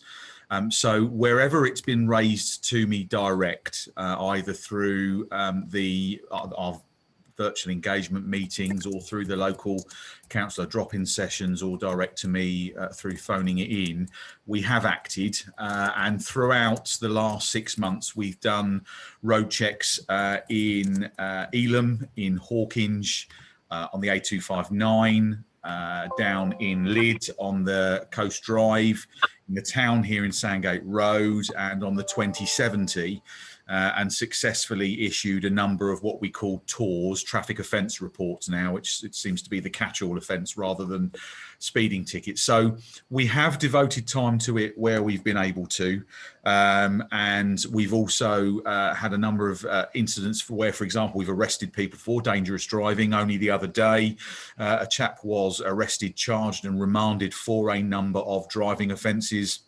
And my CPT, my community policing team, probably on average of 2 or 3 times a month are taking vehicles that have either poorly insured or have been driven dangerously following a Section 59 warning. So we do what we can where we can. We'd always like to do more.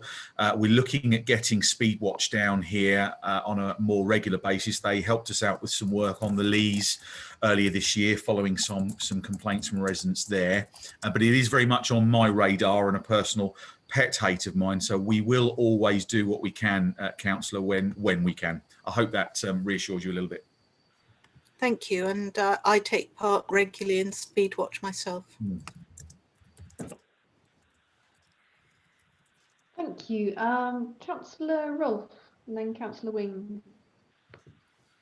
And thank you, Chairman, and I'd like to thank Jess and everyone involved in the good work that's been undertaken by what is obviously a very well-respected community safety partnership.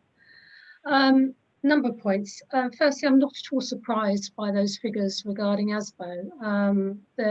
Following lockdown, it seems that several people seem to almost go feral, and we had some pretty major incidents down on Romney Marsh, but I know that's echoed right across the country. And with the fact that COVID is not going to be a quick fix, it's going to be with us and embedded in our community for quite some time.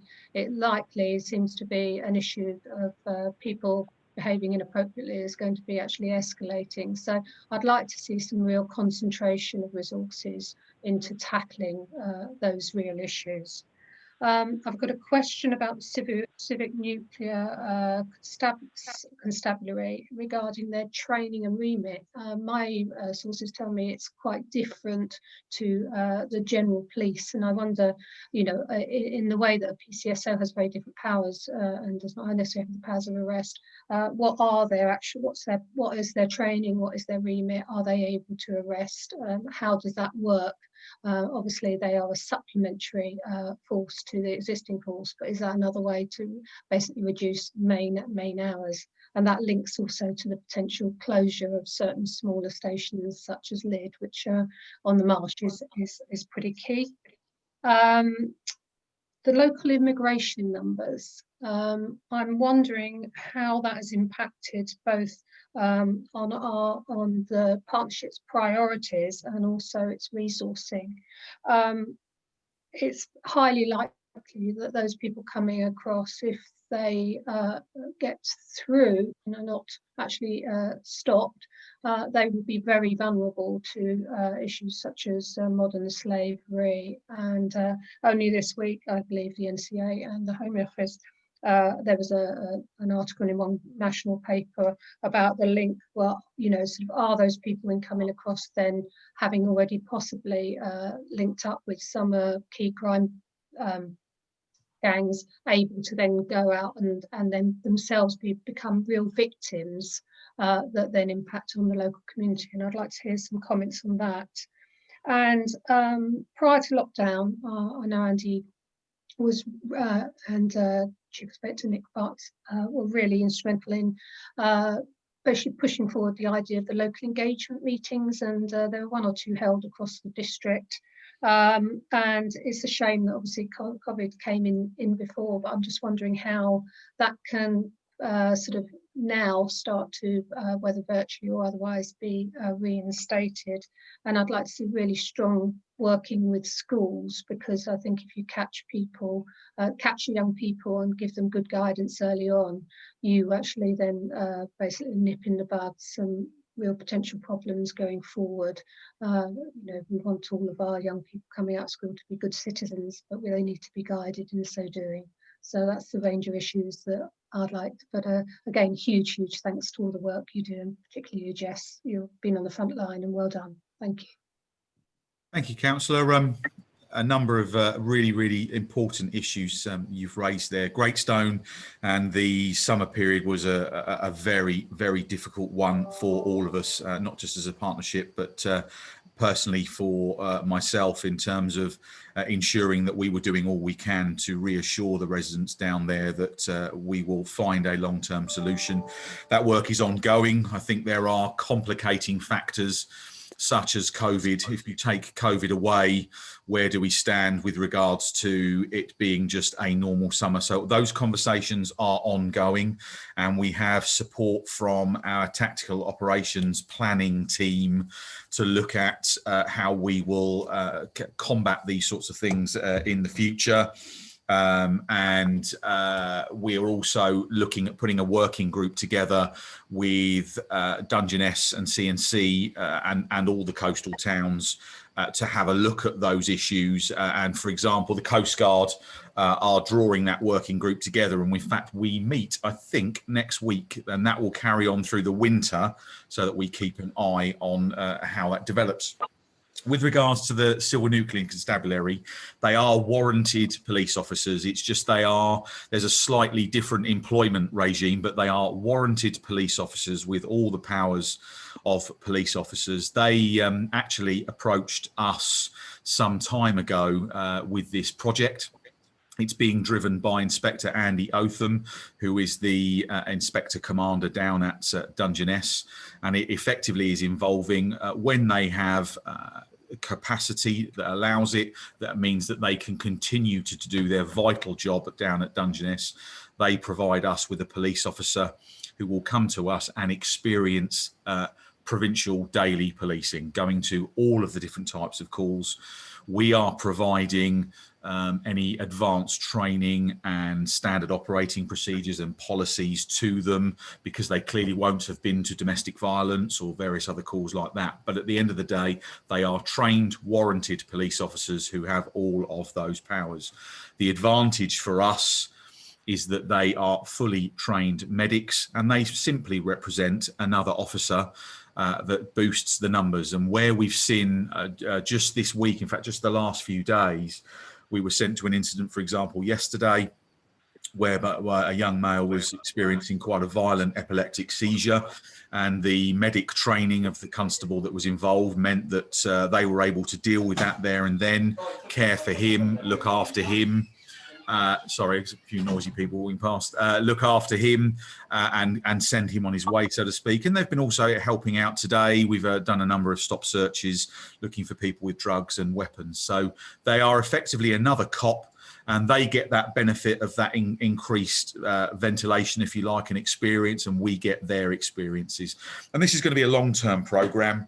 and we will look at weaving this in so that they've got full access to all of our resources. They already have access to LID. LID staying where it is. It's my favourite place to work across the, and that's not me creeping. It is genuinely my favourite office to work across the district. So LID is staying where it is. This is just purely a real bonus, and it's great that their Assistant Chief Constable is in support of it. So really excited about that project long term. The immigration issue is clearly a very emotive one.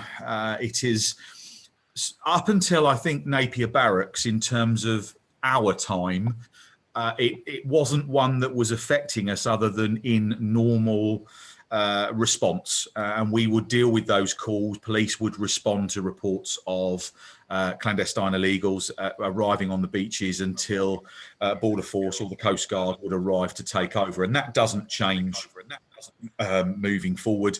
We are aware that Border Force are increasing their numbers in the area on a regular basis. We're getting daily reports to the number of crossings that we should expect every morning.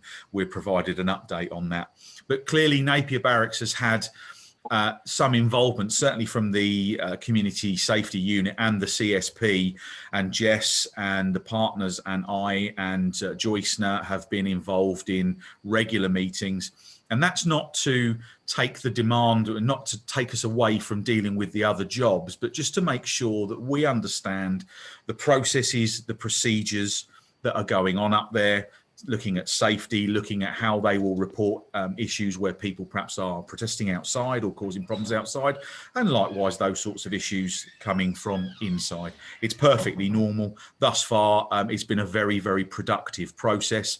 And interwoven in that, we will be looking at the welfare of those that have arrived. You'll be aware that those that are at Napier are already in the system and waiting for their application to go through, but we have been involved throughout that, albeit it is led by Border Force and the Home Office and the local providers. But the partnership working that I've seen on that has been nothing short of outstanding, and I think the support we've all provided each other it has been first class, bearing in mind the short notice that it was. And finally, going back to the local engagement meetings, which I think were, albeit we just had the 2 earlier this year, a fantastic success. We've continued those virtually, as you'll be aware, on Twitter. We would like to be on other platforms, but that is an internal thing for Kent Police to manage at the moment. But in terms of the result that we've had some really, really good interaction through those virtual engagement meetings. But my aim, and certainly Jess's aim, is to get back to those face-to-face meetings with people as soon as we are allowed to, because I felt that the first 2 that we had were really, really positive, really useful, excellent representation from across the district. So as soon as we can meet in person, I will be there.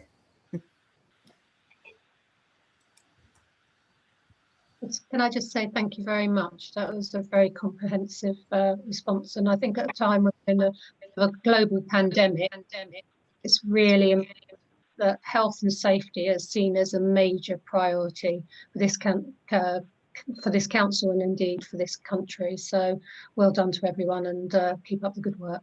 Thank you, Councillor. Thank you. Thank you. Councillor Wing. Thank you very much. First of all, I'd like to thank all the work, particularly Jess. I think she does a brilliant job. Well done. The only thing that I want to quickly say about is, I know resources are sometimes difficult. I would like to see more close work with local, especially rural communities, especially with parish councils. There's a lot, I think you can get a lot of intel from crime that's happening in rural areas, and there's incidents which come up in parish council meetings, which I think you might find very interesting. Is there any chance of sort of, getting more rural and getting to know the rural communities as well? Thank you, Councillor Wing. Yes, absolutely. We were fortunate to be able to deliver a presentation last week, I think it was, a community safety partnership presentation to the town and parish council meeting, and that is something that we're keen to do. In terms of the local engagement meetings, obviously we had one down in the Marsh area. We try and do op aerials in the more rural areas, but again, we're always open to suggestions, and we will focus some attention in those areas. Also, as part of the return to normality, Councillor, I'm going to be looking over the coming weeks about attendance at parish council meetings, which of my PCSOs are going, who isn't going, who's receiving updates, so that we can make sure that that relationship is as strong as it possibly can, and also making sure that we can get the details of our rural task force to our vulnerable rural communities, just to advertise really some of the work that they've been doing, as there's regular work going on, looking at breaks to farms and vulnerable locations like that. So there is a whole host of great work going on out in the rural at the moment, and we want to make sure that we're letting you know to reassure that. So really appreciate that comment, and hopefully over the next coming months you'll see some real improvement there. Thank you. Brilliant. Thank you very much, and thank you for all the hard work. Thank you. Thank you. Thank you, Councillor Gain, and then Councillor Fuller.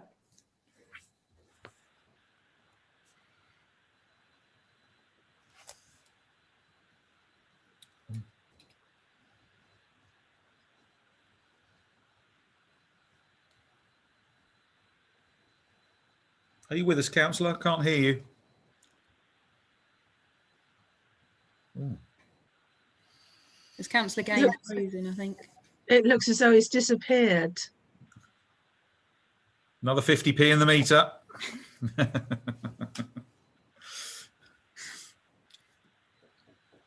you want to go to Councillor Fuller? Oh, sorry, I was on mute there. Councillor Fuller, do you want? Oh no, we got Councillor Gain. I don't know what happened. He just disappeared. Looking at the report, all crime total by ward for the 2017 to 18, I always find this really interesting, except none of these wards exist anymore. Councillor Gain, so that's the previous, before the information had been updated and before the wards had changed. So that's now been addressed with KCC, and we have the correct wards going forward in terms of the strategic assessment and on the 2020-2021 partnership plan. I was going to say, because we changed at least 5 years ago, because we've had 2 elections on the new wards. Yes, apologies. We had identified that with KCC, so that had been addressed. And the other thing I would suggest is that you put the number of councillors in the wards, because looking at the one for 2017 on the old ward, it doesn't actually show the different sizes between wards. So when you look at one set of figures, Folkestone Harbour, for example, that was actually under the old system a 2-seater ward. When you looked at Folkestone Cheriton, that was a 3-seater ward, which tells there was a population difference. So the population percentage is actually higher on the Folkestone Harbour than it is in the Cheriton one. Thank you, Councillor Gain. That's really interesting points, and we'll take that away to move forward with that. Okay, thanks. Thank you, Councillor Fuller. Thank you, Chair. Yeah, thanks very much to Jess and the team for a fantastic report, and also for all of the work that you're doing. 2 quick points. One on PCSOs at parish council meetings. That's worked really well in Sandgate in the past, and we're looking forward to that starting up again. It's a really good initiative. The public like it. They like to know what's going on, and I think the PCSOs get quite a lot of value from it and getting that direct feedback from the electors. Just on the second point is just on Napier Barracks. I was just curious, you've obviously mentioned the partnership working that's going on there. I was wondering how much involvement there's been from local community groups, so that they're up to speed and can sort of keep the public in the loop, and also as it's in Sandgate's patch, how much involvement there's been with the parish council, and indeed will be going forward with district councillors as well. Thank you. Yeah, in terms of Sandgate, if I start off with that, Janet Rumley is the PCSO for Sandgate, and as I say, we're going to be reinvigorating that process as we move forward. In terms of involvement of the residents groups in and around Napier, obviously we had the public meeting last week, and of course Border Force is the Home Office is of course leading on much of that engagement strategy. So to an extent it is their engagement strategy. However, clearly we are talking within the CSU and within our various meeting subgroups on a regular, and I mean daily basis, about developments at the site. Where we have to look now is you know, in what direction do we go in? We are trying to look at engagement with those that are for and against the development, but I think we need to see how the coming weeks really pan out in terms of, once the camp settles down, making sure that we are linking in with people. We're taking in calls about it on a regular basis, just to sort of, even that is just opinion, not to report things, but that everyone will have something to say. Everyone has an opinion, and we've seen that on social media. But I think we need to look at how our meeting structures and the actual site itself develops over the coming months. But it was really an Home Office led operation, so I don't really want to speak on their behalf, and it should really be those that lead. But I can wholeheartedly assure you that if you have any concerns representing your communities, come to us. We'll do what we can. I think the relationship between the council and certainly ourselves, the police and the rest of the partnership, has grown immensely this year, and I'm very proud that we have very open two-way communications, and we can get hold of each other, even if via email or on a regular basis, or pick up the phone. So I think that is a strong starting point, and we need to see how it develops over the coming months. I hope that's not me sidestepping it. Not at all. That's really useful. Thanks for that. Oh, you've been up a bit. Rebecca, am I allowed to say something? Yeah, Councillor Hollingsby, yeah. Yes, just in response really to Councillor Fuller, to say and to just agree with Andy Brittenden that this is a Home Office, and we're to some extent we're at the beck and call of the Home Office, and that's not easy. There is, in terms of the voluntary sector or community groups wanting to get involved, there is an email address set up which goes to Migrant Help.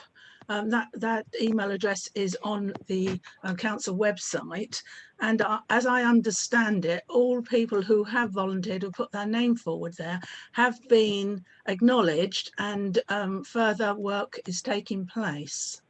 So I don't know if that's helpful. Yeah, that's really helpful. Thank you, Councillor Hollingsby. Thank you. Councillor McConville. Thank you. Yeah, I mean, just a few points really. Firstly, obviously, just sort of looking over last year's plan that you sort of shared on the agenda. I was just sort of interested really in, you touched a little bit saying that you're meeting now online and it is quite successful.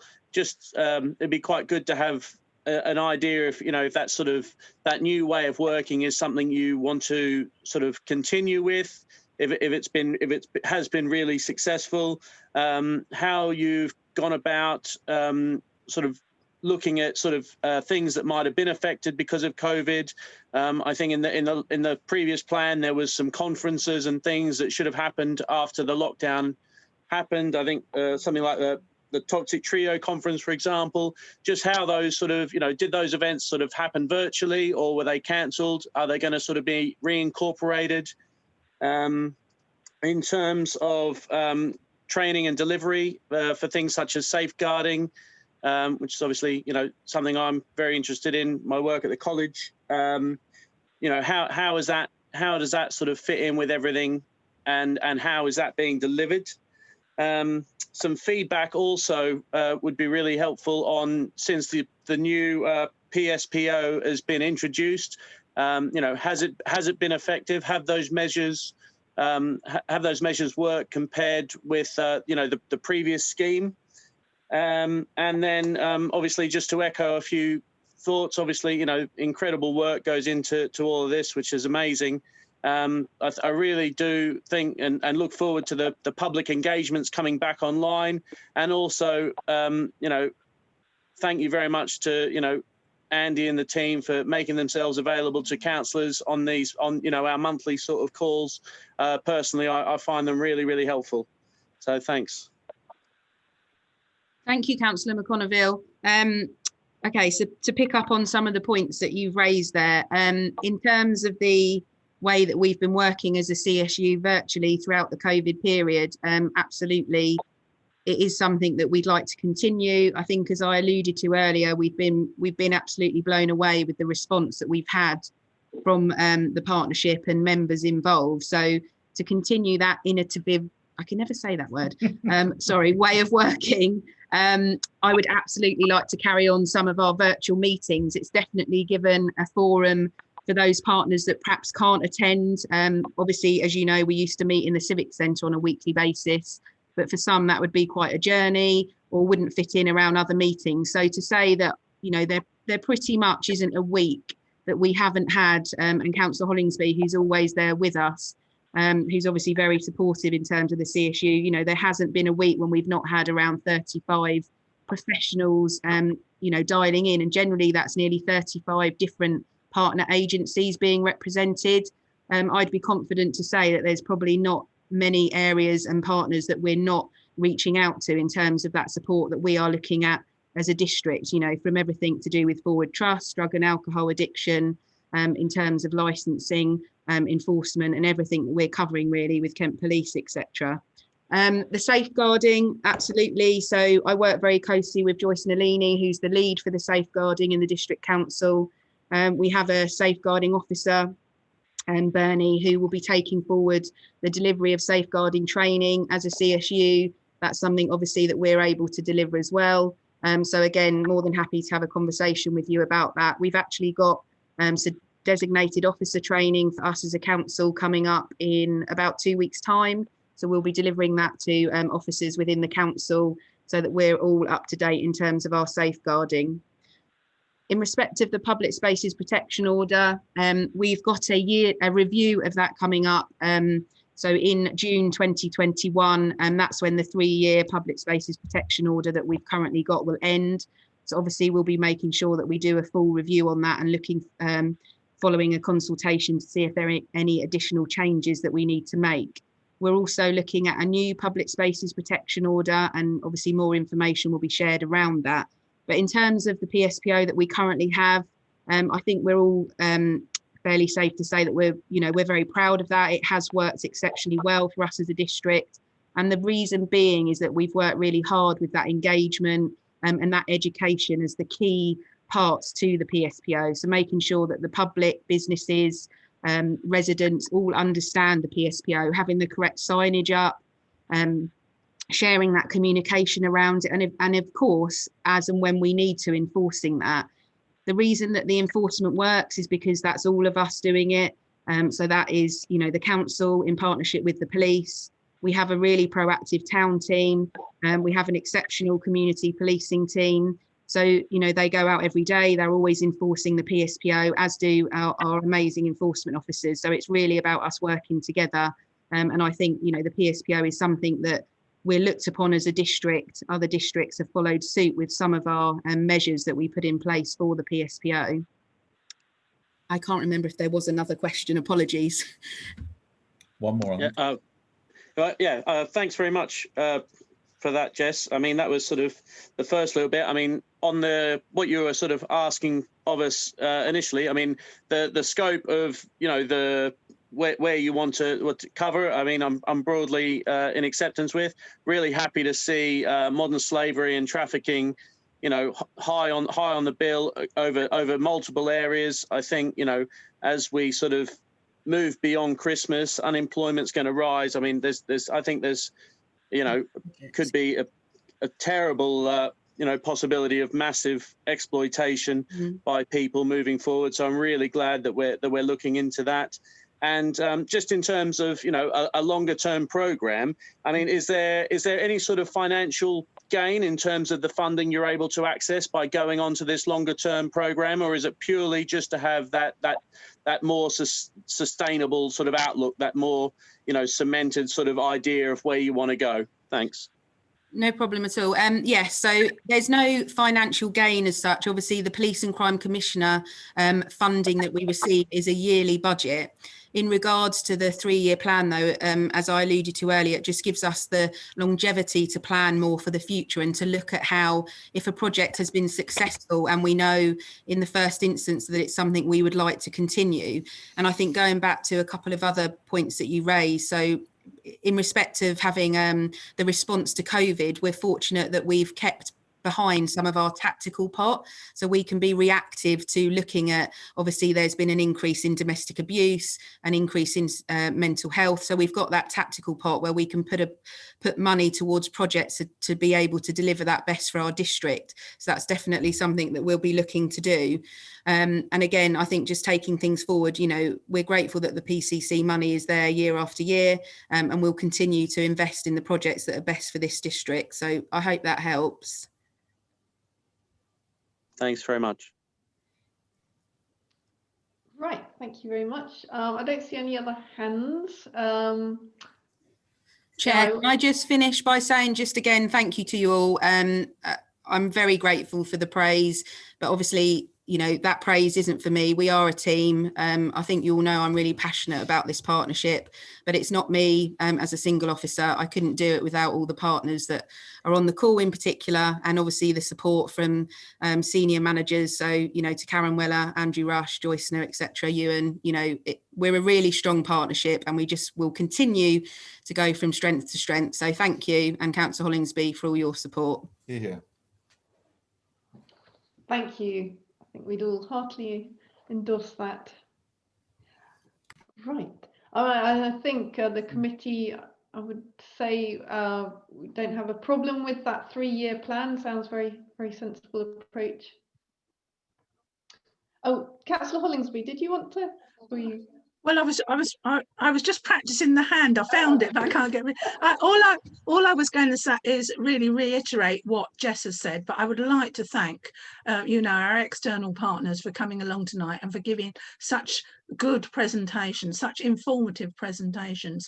And I also would just again like to thank all the team, because you can see from these presentations the amount of work that goes on, often behind the scenes, that people don't recognise. And sometimes I think the general public don't actually realise what goes on behind the scenes. And so this is the opportunity to let the public know what is going on and how hard the officers, in fact, it's across the council, because during the pandemic, officers from other sections, other departments in the council moved role and helped with the community safety and helped with the COVID response. So, I mean, it's a whole council response, really. So just to say thank you to everybody. Thank you very much. Right, I think I'd like to propose that we note and receive the presentation. Can I seconder? Councillor Cutenius, thank you very much. Unless there's any objections, that will pass. Moving on to item 8, which is the exclusion of the public. I'd like to propose to exclude the public for the following item of business on the grounds that it is likely to disclose exempt information as defined in paragraph 2 of part 1 of Schedule 12A to the Local Government Act 1972, information which is likely to reveal the identity of an individual. Do I have a seconder? Thank you, Councillor Cutenius. Any objections to that? In that case, we will go into private session